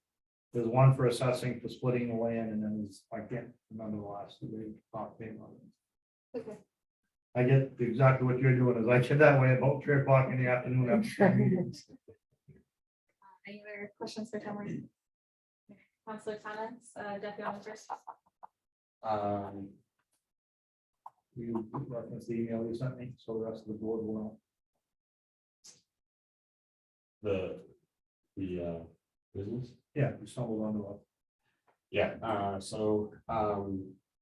just in looking around, something came up on social media. I saw something that, a sign looked a little large for what I thought was acceptable around town, so in peeking around about that, I had more questions as to their, whether they were home-based businesses, if they were major, minor, and all the different things that are involved with all those different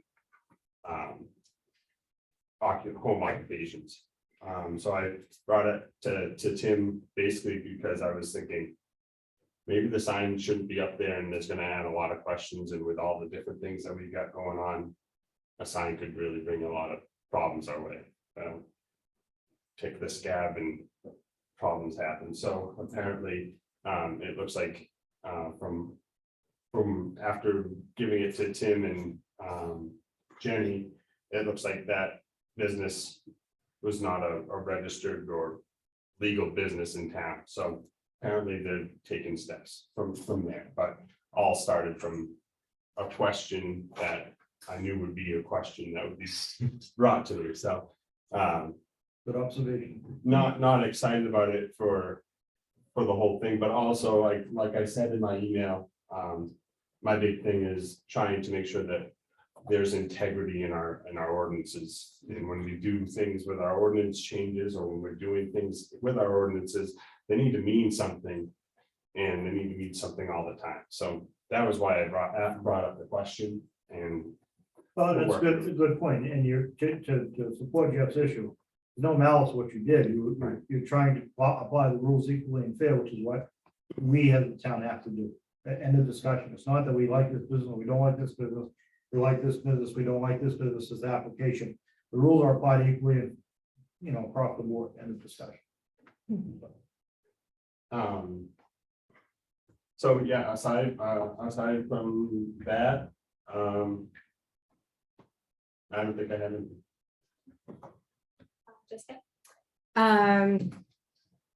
Their comprehensive planning group on Monday to frame the next steps for our focus groups, which will be coming up later this month.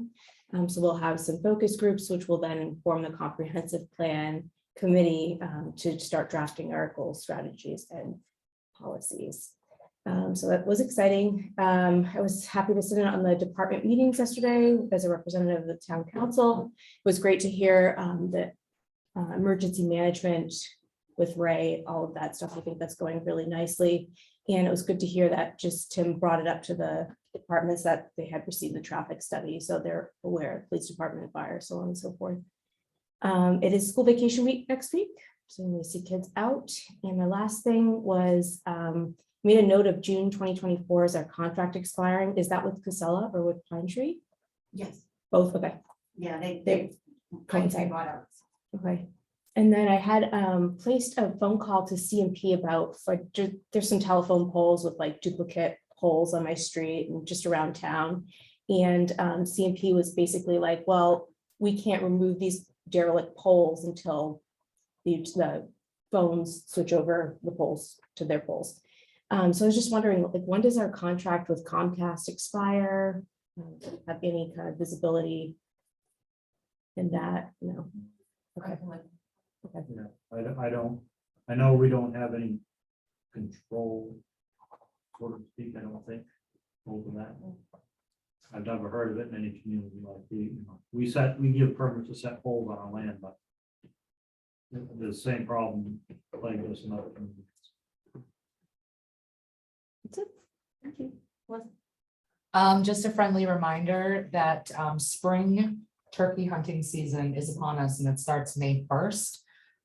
So I just want trail hiking people to be aware that hunters do not have to wear hunter orange during this season. So just be well aware that there may be hunters in the woods for a little bit.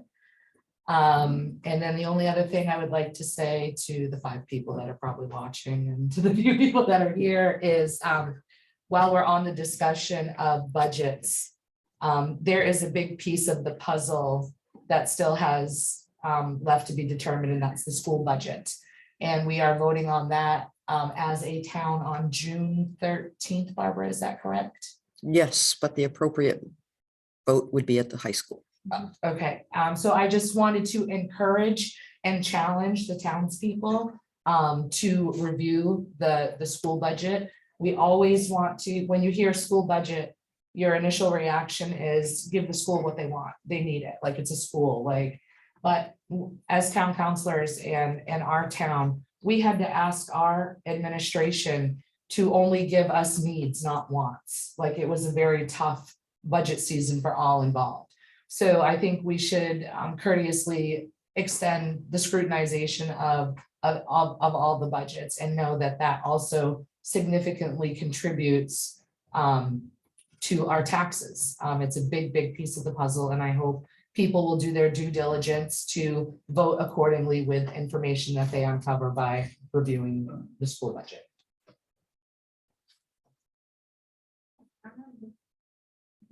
Madam Chair, one last thing, Councilor Costello has to be in question via email.